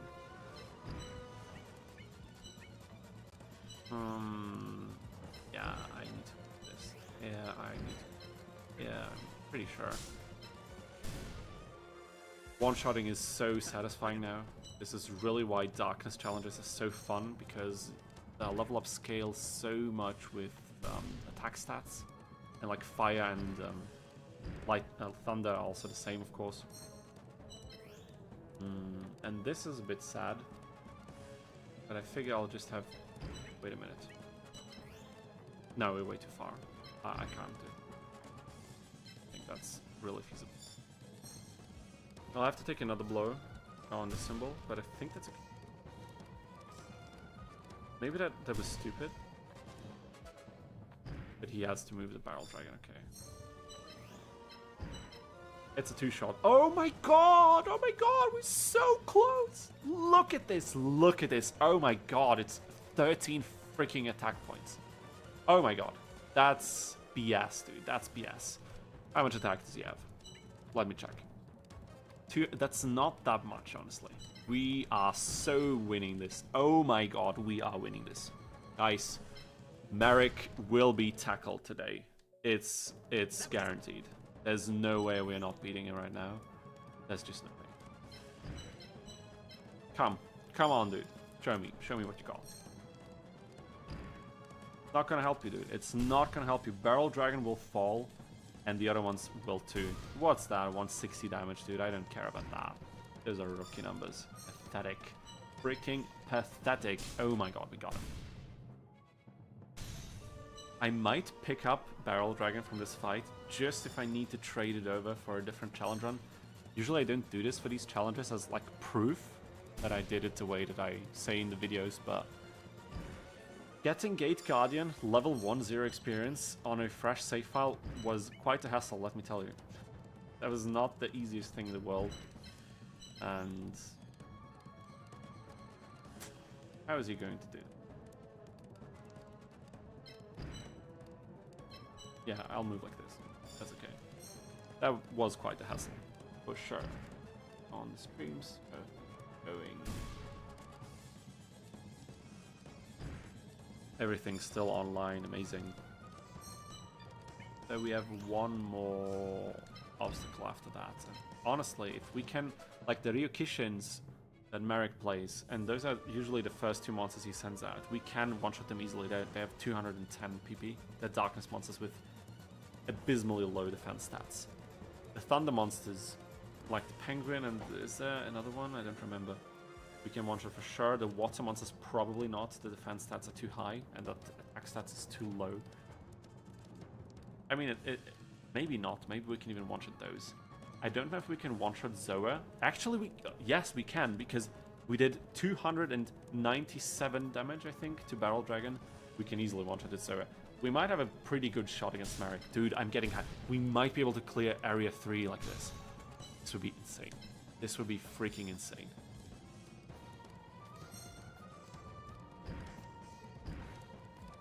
I could go for a symbol just for good measure, but there's really no point in doing this. So I think we can not do that.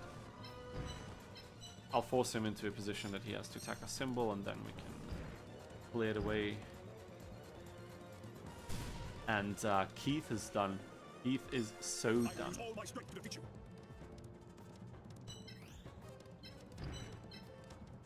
Yeah, I think this is not something... No, we're not going to block it up. Okay. Bandit Keith is done.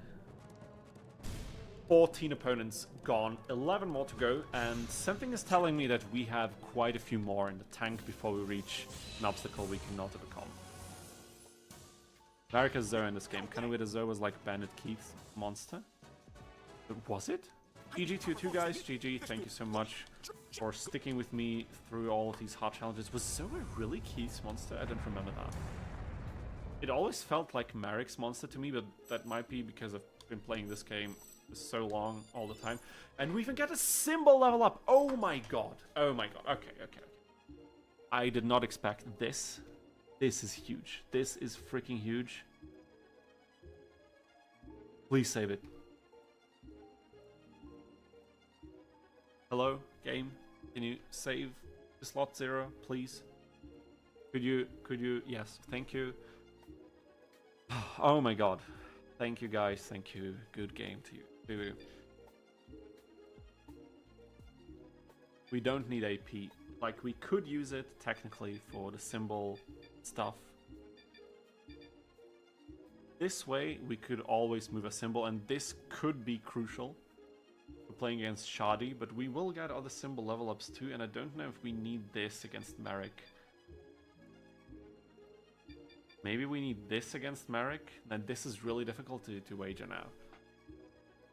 This is one attack that's not by a darkness monster.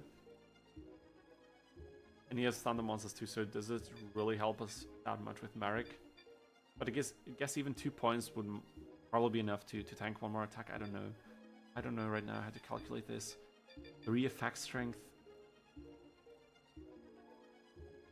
Would this really do so much? Or should we go for base AP to be able to be more flexible during the fight? Something like this. How are we going to approach the other opponents? Against Shadi, we will have to move our symbol a lot. Everything else is just not realistic, so... Let me quickly think. Yami Bakura will also be a pain during stage 4. I think Yami Marik is not that much of a threat if we can dish out enough damage, but it's still quite difficult. Ishizu, I think we can beat without moving our symbol a lot. We won't get into too much of a hassle because of AP. So Ishizu's probably fine. And then we also have Seto, so... Somehow I'm thinking this might be our best bet. I could be so freaking wrong, but I will go for this. I have to do it. Did I save it? I did. Amazing. Plot 0 is reserved for this, for the stat distribution. And we will pick up Barrel Dragon just so we have some if we need it for a challenge. One more opponent, guys, and it's only been not even 2.5 hours. Amazing. I'll probably take a break before we tackle Marik. I need to rest my voice for a few minutes. For those of you who have tuned into the stream recently, again, thank you so much for joining us on this Capsule Monster Coliseum journey. If you're not familiar, I have one challenge already done that's on my YouTube channel. You can check it out. I tried beating this game only using Karibo, so you can find out how that went on YouTube. Make sure to follow this channel. Also, for those of you who might be viewing on Twitch, even though I don't think anyone is right now, make sure to follow that channel as well, as we will be doing more regular streams probably every Thursday from now on. For now, I will take a couple of minutes, maybe like 5 to 10 minutes to rest my voice, maybe grab a bite of something, and then I will see you very, very soon for likely the last opponent of today, but we'll see about that. See you in a few minutes, and take care.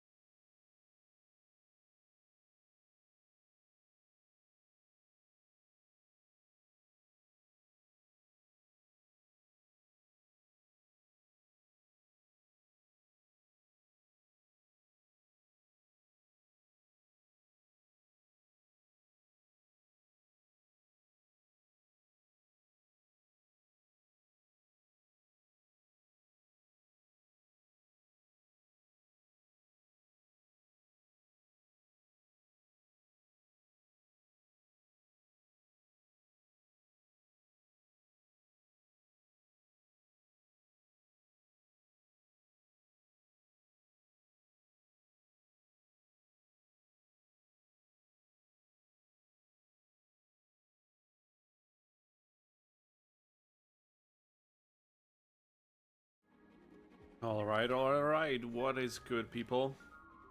We are so back. Yu-Gi-Oh! Capsule Monster Coliseum, Gate Guardian only challenge. I hope a lot of you are still with us. I hope a lot of you have been waiting patiently. Quick break is over. We are continuing this.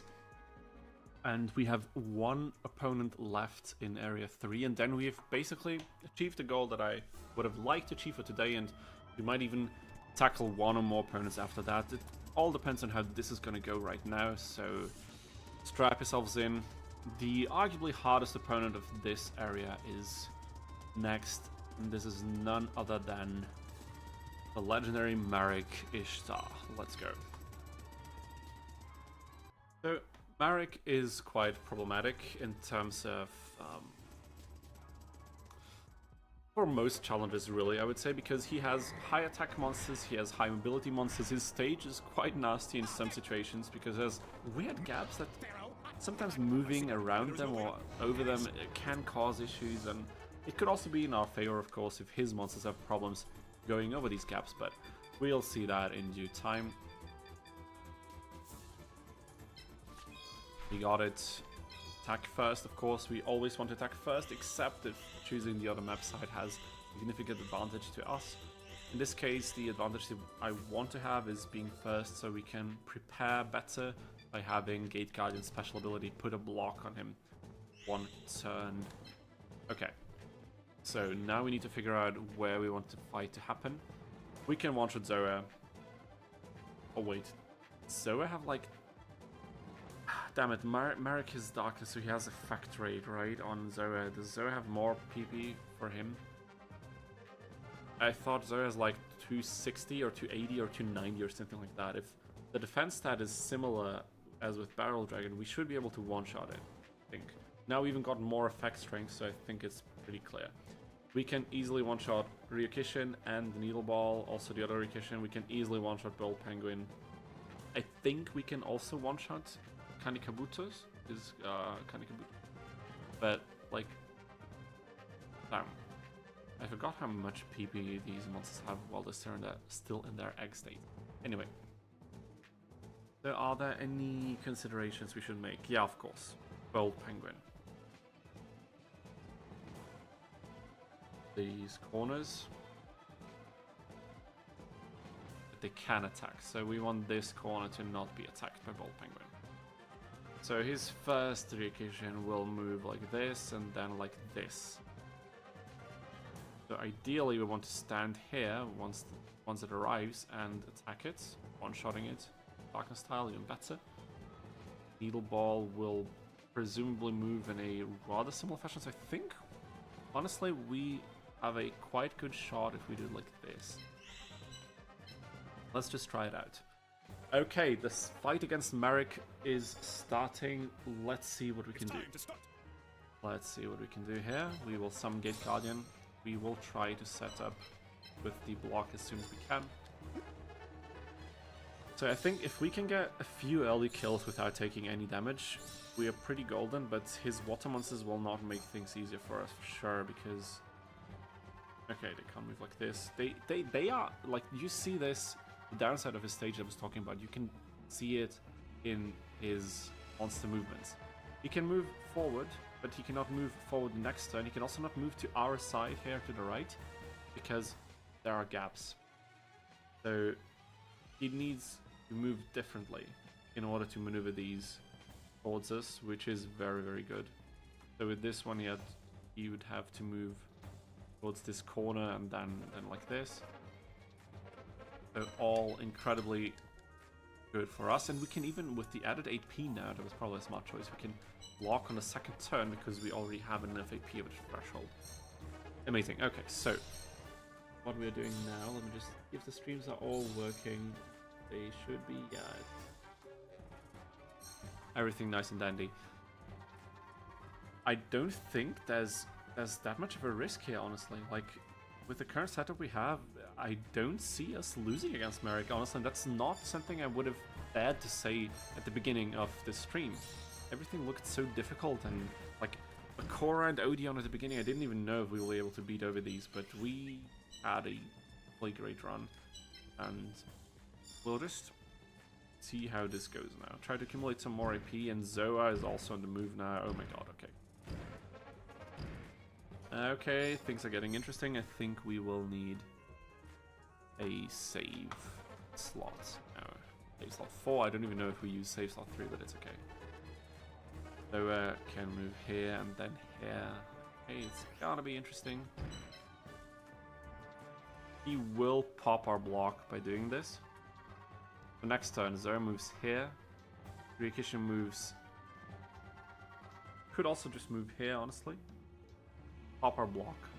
Then we could still move away. Zoa would land here on the turn after. His Ryukishin probably here.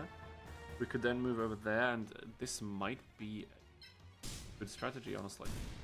I didn't consider any of the other monsters now, but I don't think they will be very relevant. I want to get rid of the heavy hitters as I can.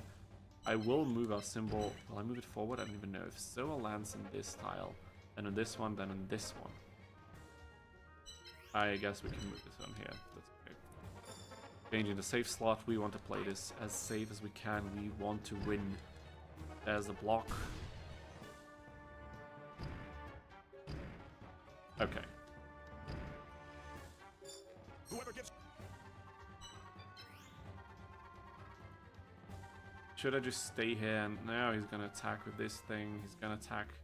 He can't attack both with Zoa and the Needle Ball. He'll probably send. Zoa has 305 PP. That's insane. Okay, so it would be preferable to stay somewhere else. What would happen if we let's save on here? What would happen if I move to this corner? He moves Zoa like it's almost guaranteed. He probably won't go this way, and even if he does, I don't know if that would be worse for us, honestly. He will use his water monster, move to this direction, and then we still have a turn to figure out what to do.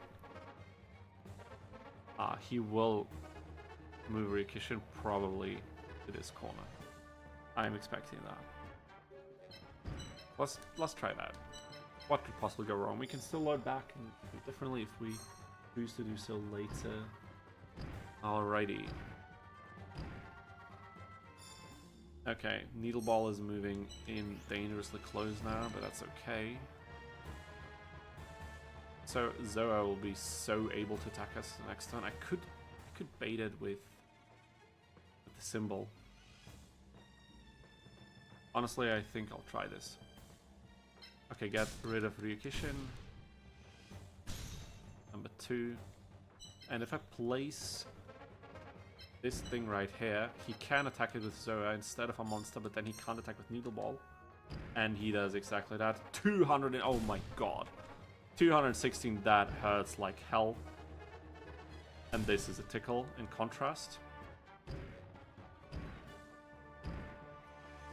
The problem we have right now is that I don't know if this is enough to one-shot it, and it is not, oh my god.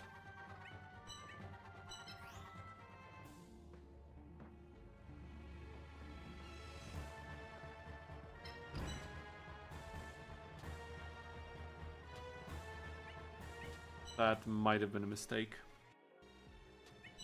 I think it was a mistake. We want to duel Zoa in this particular spot. Why? Because we can survive it easily even with this incoming attack from the water monster, from the Kanikabuto. Kanikabuto, probably the pronunciation. And with the added bonus we get on this field versus on the wood field, it's like almost 30 attack, we can easily one-shot Zoa. I'm quite confident in that. And we're quite safe here. The symbol cannot get attacked by Needle Ball. Monster cannot get attacked by Needle Ball. We just need to survive this turn, and then the biggest threat is honestly out of...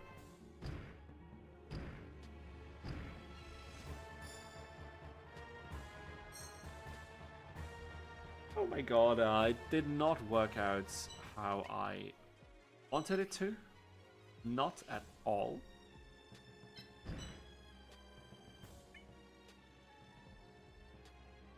Okay, change of plans. We are moving further back. We are attacking another monster just to get rid of it quickly. He cannot attack a symbol still. Maybe now he'll engage with the duel. Yes, he will, and he will so lose. Oh my god. Come on now.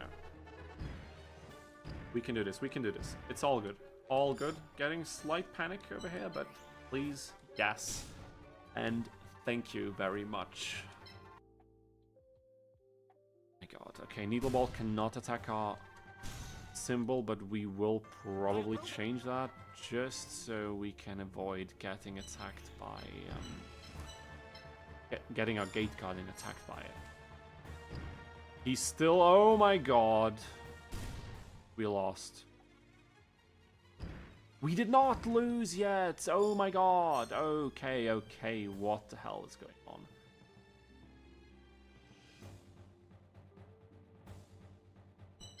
If I move here, look at this. If I move... Oh my god! This is perfect. If I move here, the Kanikabuto cannot reach us. It's physically not possible. This is the only spot where it could have moved onto. It cannot attack us. The Scorpion, the Bolt Penguin. The Bolt Penguin cannot attack us. Needle Ball will be destroyed, and this is done.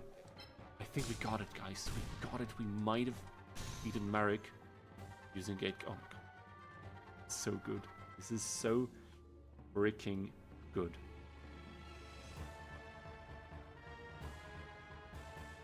He can attack a symbol, but what does it really matter? It doesn't. That's the answer. It doesn't at all. Okay. We can do this. We can do this.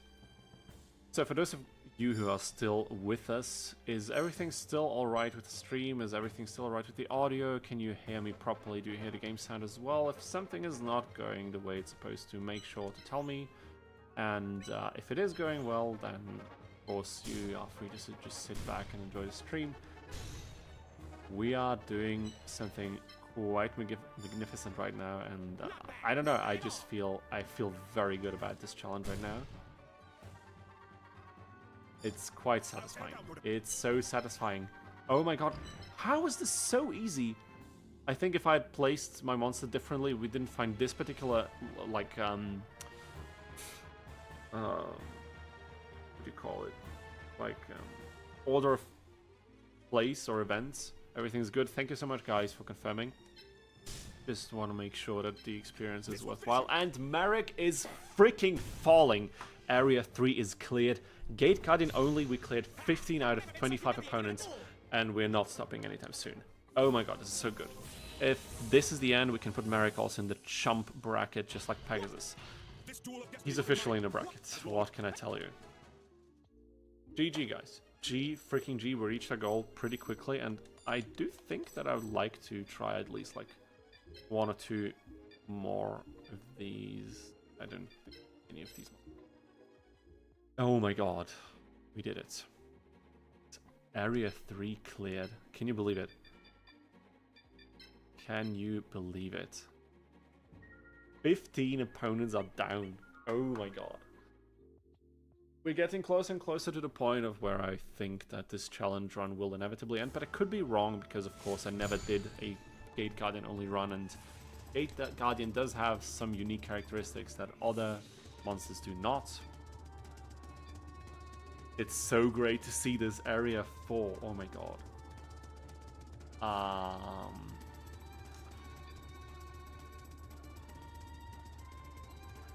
This one will be difficult. A lot of attack output. This one will be, I think, moderately difficult. I don't know if I don't know if we can one-shot everything in here, but I think we do. Even though he has a lot of defense on his wind monsters, I think we can overpower them with our attack power. Same thing for Ishizu. Kaiba, I think, is doable. His map is large. There's a huge gap in the middle. There's like some corners we can move around, some actual corners as well. Shadi, I don't even know if I want to start with Shadi. I honestly think I want to start with this Ishizu. I have some personal business against her, so let's go.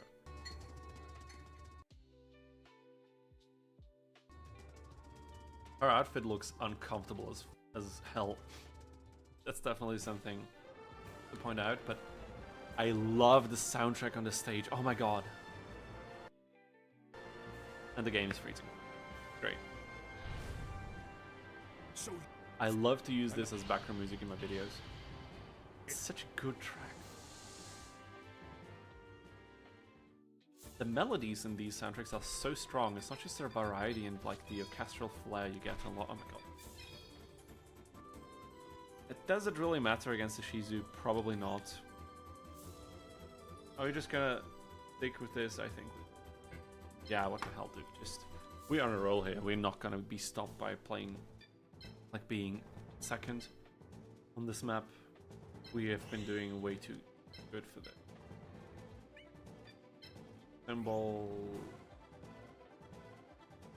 Symbol. Where are we placing this? Yeah, let's place it here, then we can move around a bit later on. Okay, since this stage has a lot of gaps, we do need to consider a few things.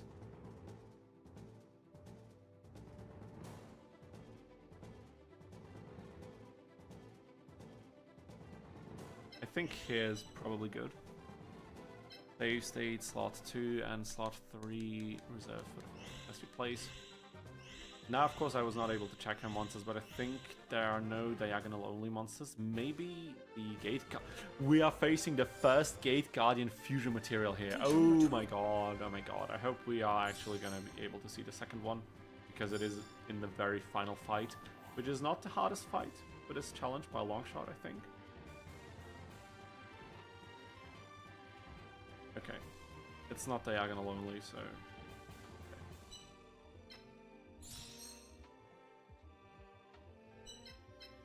Oh my god. Oh boy, I'm so happy we reached this stage. I can't tell you, I'm so hyped. I seriously had no clear expectation on how far we could get with Gate Guardian. I just figured, due to its special ability and the attack range, it would be quite... You know, it would be quite a candidate to buy this.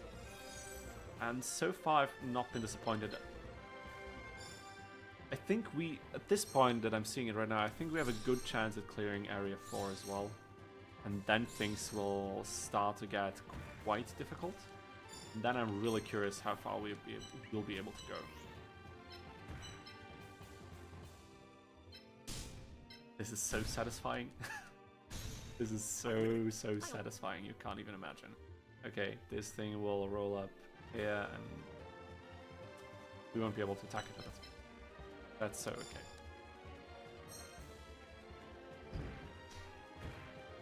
More than okay. Did it move to different feet? I think it did. Yes, it did, and we can still cannot attack it. I think we'll move to this tile. Maybe it's time I actually save to one of these save states.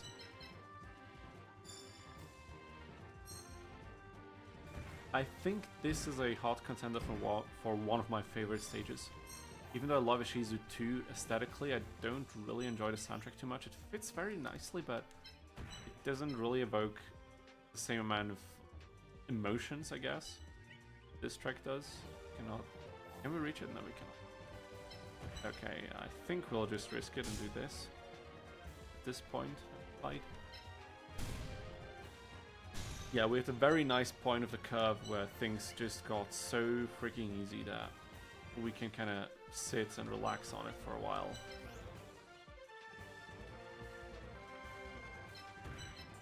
Just gonna move somewhere where this, I even forgot its name. Is it Kazajin? It is, right? Sorry for the noise.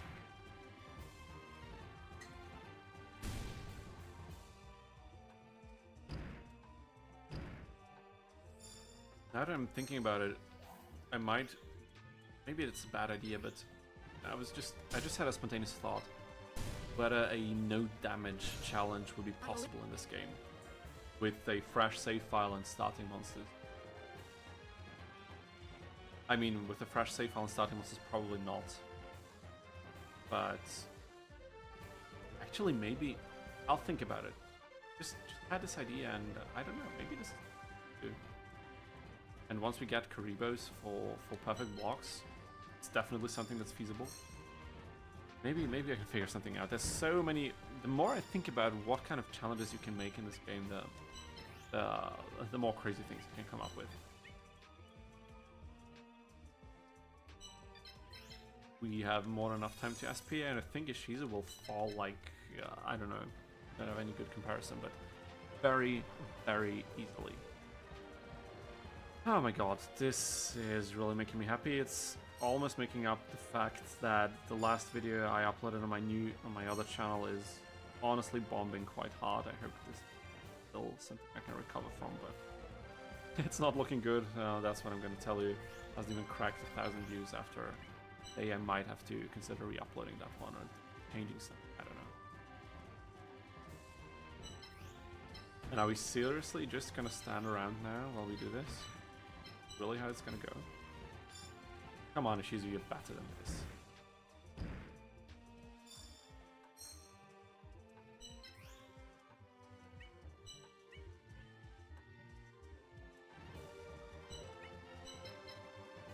So her tiger will move in. I'll swap places with my symbol. I'll bait in one of her monsters to attack the symbol instead. I will do none of these things and I'll just do this. Oh my god. And mating. Is this the easiest fight we've had so far in this challenge? I think it is, honestly. She realized she's losing, oh my god.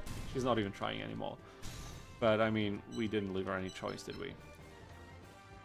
And we do see another stage effect. We'll let this play out very, very calmly. I'm calm, I'm relaxed, everything is going so well. He does move in, and the final piece, Kazjin. Final piece will be the Gate Guardian fusion material, and we will so beat this up you cannot even imagine. Ishizu 1 also into the chump bracket, yes, but we know she will return, and I think at this point I might be able to spoil that the one opponent that I've been seriously worrying about this whole time is Ishizu 2. Because she will return so much stronger that it's not even funny from the point of view of a Darkness campaign run. We're playing Darkness right now, of course. It's seriously not even funny. Like, wait a minute, I need to kind of bait a monster into moving somewhere where I can attack it. Is there somewhere where I can attack?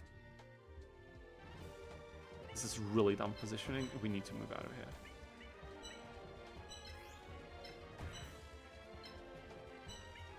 Oh yeah, we can do something like this. This is okay. So far, only Odion isn't in that bracket. I mean, yeah, honestly, like, out of all people, like, the weakest, supposedly the weakest duelist, Odion. I mean, that's a technicality, I guess. Well, technically not true, because, of course, he would have won against Joey, but... Oh, we don't one-shot it. Wow, I didn't expect that. This goes to show the power of Gate Guardian, am I right? Both Marik and Ishizu got freaking clapped, and Odion, who's supposed to be the weakest one, especially in this game, he was the only one who was putting up a fight. Even after we had a level up, he was still an opponent, very formidable, and we had the advantage. We were playing Darkness and he was playing Earth. He still gave us a run for our money, and so far both of his siblings did not, but they will both return, one of them even twice, but yeah, the big sister is definitely one that I'm scared of. Kazjin has 93 defense, damn it, dude. Damn it, Marquise, I didn't even see that. Got a quick eye, amazing. I am so picking this up for later use. You can believe that. Maybe Sky Dragon, I don't know if that's necessary for any evolution or fusion, but... Opponent number 16 down, 9 more to go. And one more I definitely want to do today, and maybe then we'll call it quits. This could be the last opponent for today. So far, thank you for everyone. Thank you to everyone for tuning in so far. Thank you to any new viewers who might be silent but enjoying in the background. Thank you so much for joining us here on this journey. We're doing pretty fine on our Gate Guardian only challenge so far. Remember to like the stream. Remember to subscribe to the channel so you don't miss the next one. We will be streaming, pretty sure we'll be streaming next Thursday. Probably a bit later than today, but you know, life's getting in the way, but we're not gonna let that stop us.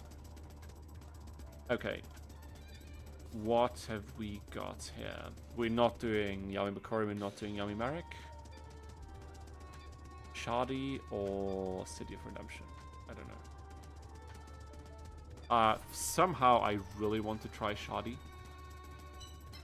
I just want to see what's going on there. We have enough AP now, remember that.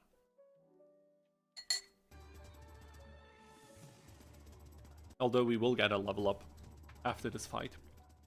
And we will very much need it against the two Yami opponents in this stage. I think if we manage to defeat Shadi now, the next one is Setter, then probably Yami Marik, and then I think Yami Bakura will be saved for last. So maybe we can squeeze in another symbol level up, but I don't think that's really gonna happen. We really want to go first in this fight.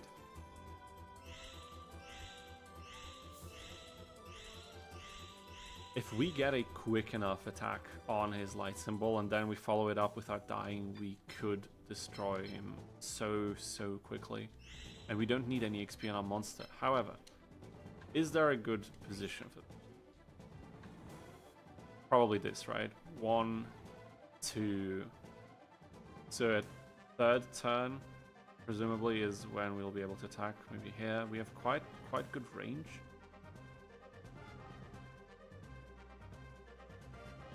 I think this is where we need to. Okay, let's see if Shadi's also going into the chump bracket. He will also return, but we might not be able to see this. It all depends on how this is gonna go. This is such a saving grace. Gate Guardian has insane reach, like 3 attack ranges is just so good in this game. Okay. And now it all depends on how he's gonna move. We don't have time for SPAs at all. He'll probably move diagonally. He'll try to sneak around that corner. Maybe not. Maybe not. He could also block our attack path to protect his symbol. That's also an opportunity that he could go for. And we can reach it. No, we cannot. If he moves to this tile right here, we cannot attack next turn. That would be a shame.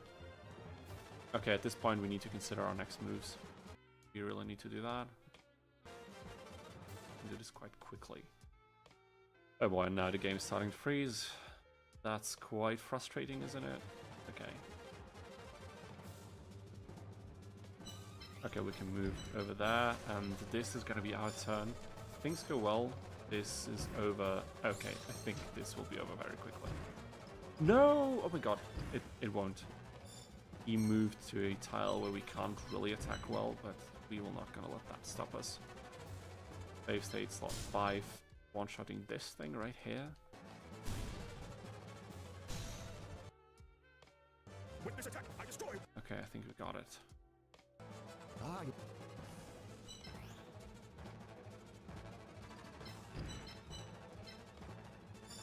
Is there anywhere where he can move? Yeah, there is one spot where...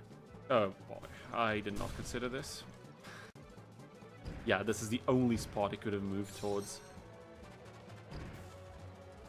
I hate it, honestly. He might be able to get away with this.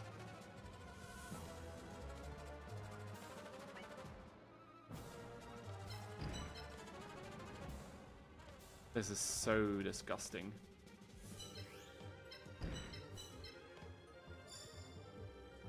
This is very... yeah, he knows exactly how. And he's not letting go for Gate Guardian.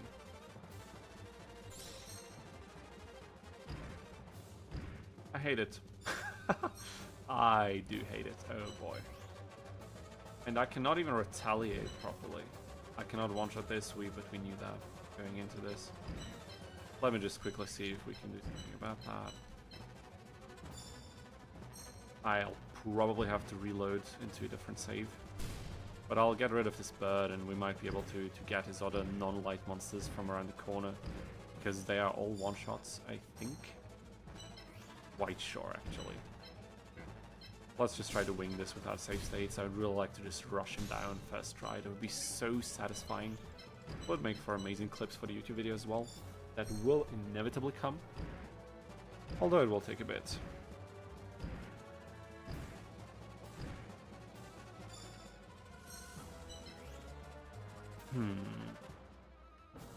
I don't like this at all. We will SPA.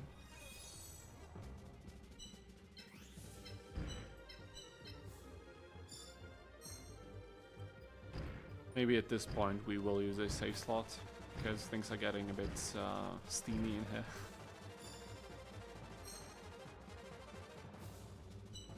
Would it be good to destroy this thing first? I don't even know. This thing cannot attack us.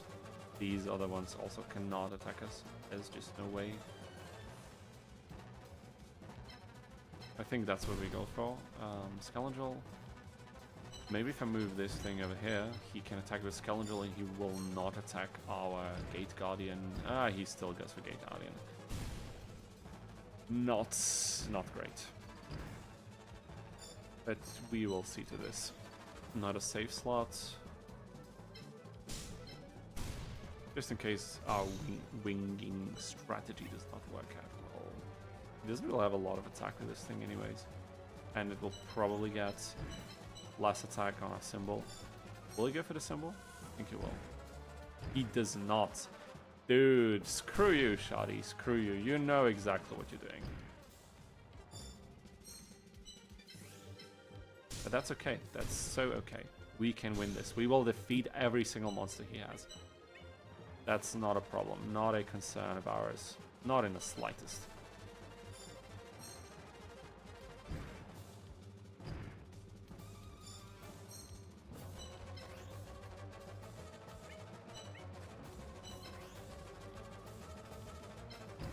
I think I'll move it to the side.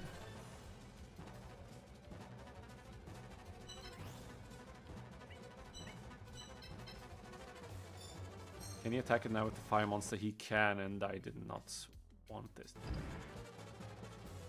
And the game is also causing issues now. Oh my god, please game. Don't crash on me now. Are you serious? Please. It's not looking good, guys. It's not looking good.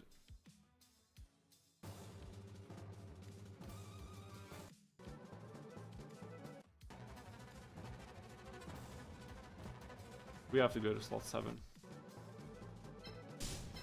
I didn't really save properly, but that's okay.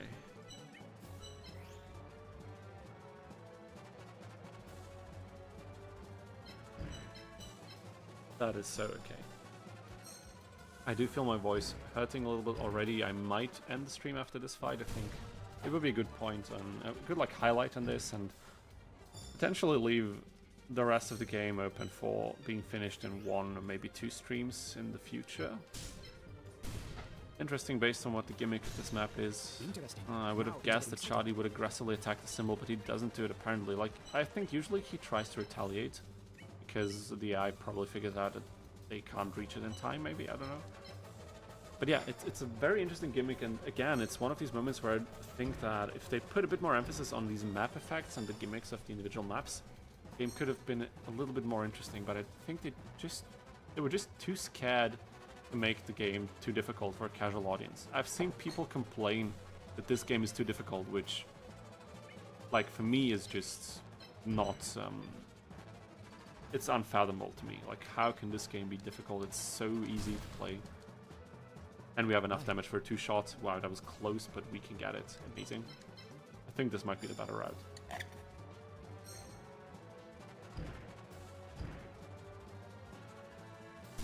We will survive this.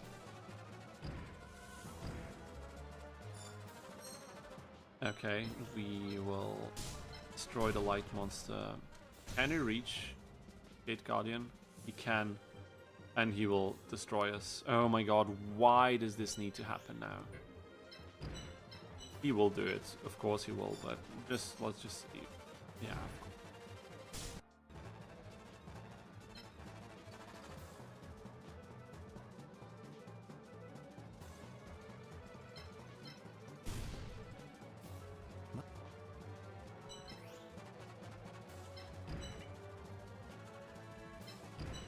Maybe like that. I feel like a lot of this challenge shenanigans in this game is just figuring out how to manipulate the AI into doing a play that is not worthwhile in the long run, just to get 1 or more turns squeezed in where you can do something.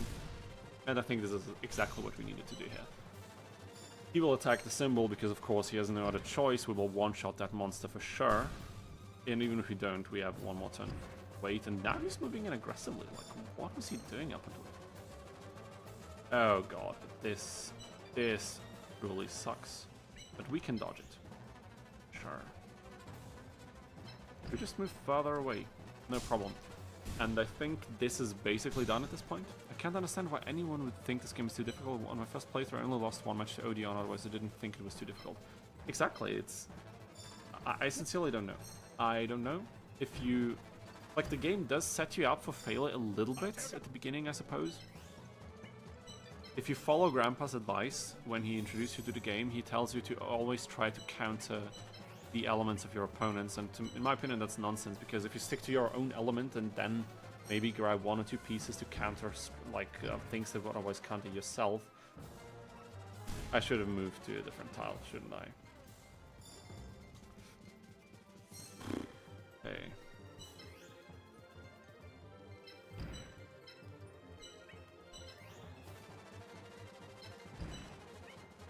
Can I even escape? I cannot. I'm a moron. Oh my god, I'm such a moron. Oh my god. This is so bad. It's okay. One more time. This time I will do a separate save state for this. Oh my god. We almost got it, guys. We almost got it.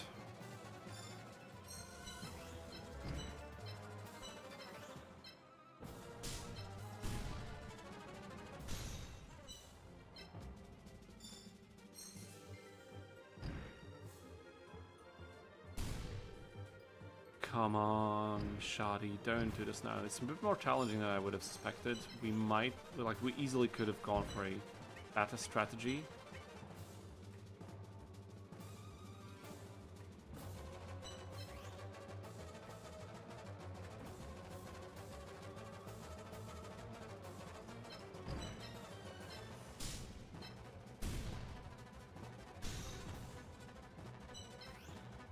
Okay, now we're saving this. What can we do here?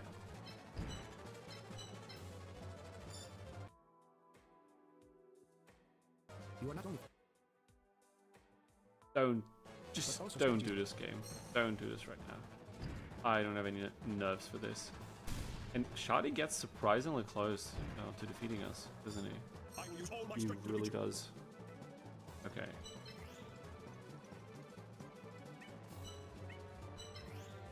We could SPA now, but we won't, of course, because we want this to go smoothly.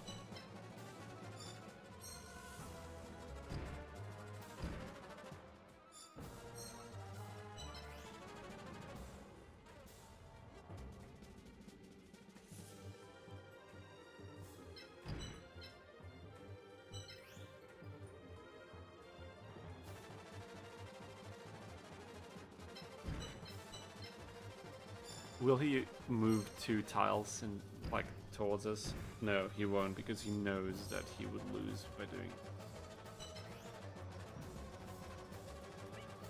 I could block him, but then he's gonna destroy our symbol, and we... Oh my god, and we have the obstacle in the way. But he also... He can move towards... Okay, this is good. I think we won. I think we actually just won this. Come, Shoddy. Come on. I can't start. And there it is. Thank you very much. And ladies and gents, probably the final opponent of today is finally falling. Thank you so much. Opponent number 17 is going down, and we have only 8 left for next time. And I think this is where I will end this stream. I had a blast playing this game with you guys again. Thank you all so much for watching. I'll just take a couple more minutes to just let things log out and the hype build down. We had a very successful run today. We have 8 opponents left for next time, and honestly I think the next 3 opponents are very much doable. Pegasus might be a very, very difficult obstacle, like Pegasus 2 when he returns at the start of area 5. And then we have Ishizu, also a strong light opponent who will really, really test our abilities. And I think if we manage to beat Ishizu 2, the rest of the run is a joke. But it's not going to be easy. Okay, slot 0. We do need to save this on slot 0. GG to all of you too. Thank you so much for joining us and supporting the stream so far down the line. Again, as I said, next week we will be continuing. I will playing the Yu-Gi-Oh! Early Days collection next week. I don't know how much of this challenge we will be doing. I'll try to get at least a few opponents in so we can make some progress, but I hope you guys are also interested in that. It's quite... Yeah, it's one of the biggest Yu-Gi-Oh! Releases in recent times, and I think these classic Nintendo Yu-Gi-Oh! Titles will be a lot of fun to play. And I haven't played almost any of them, so it won't be a nostalgia trip for me, but I'm very curious to checking them out and seeing what we can do in these games. And now let me just shortly think. I'm almost thinking that we have to go for effect strength here just to have the upper hand with attacking, and I'll just lock this in and call it a day now. Do we need any of these, or any evolutions, or any other shenanigans? Maybe we'll pick up launch spider, whatever. 8 opponents left. It's such a nice feeling. I can't even begin to tell you. Amazing. Who would have known that this challenge would get that far? Honestly, I had no idea. All right, Marquise, Ozymandias 566, Marute 416. Sorry, I'm a bit slow with reading now. I'm already a bit tired. Pog1, and who else was in the chat earlier? We had someone from Twitch. I remember this. Aku. Was the name Aku? Yes, exactly, Aku. Thank you all especially for participating in the streaming chat and also giving me a few points to talk about to keep things interesting here. Always love to see it. Thank you for everyone else who has been just lurking in the shadows, just supporting the stream by tuning in and listening to me rambling about this game and this franchise for hours. More content is coming very soon. More streaming is coming very soon towards your way. Make sure to check my YouTube channel, community posts. I will announce streams and other content, things that will happen. Subscribe for more videos, and yeah, I'll see all of you very soon. I can't even speak anymore. Thank you once again, and yeah, I'll see you in the next one. Have a nice evening and take care.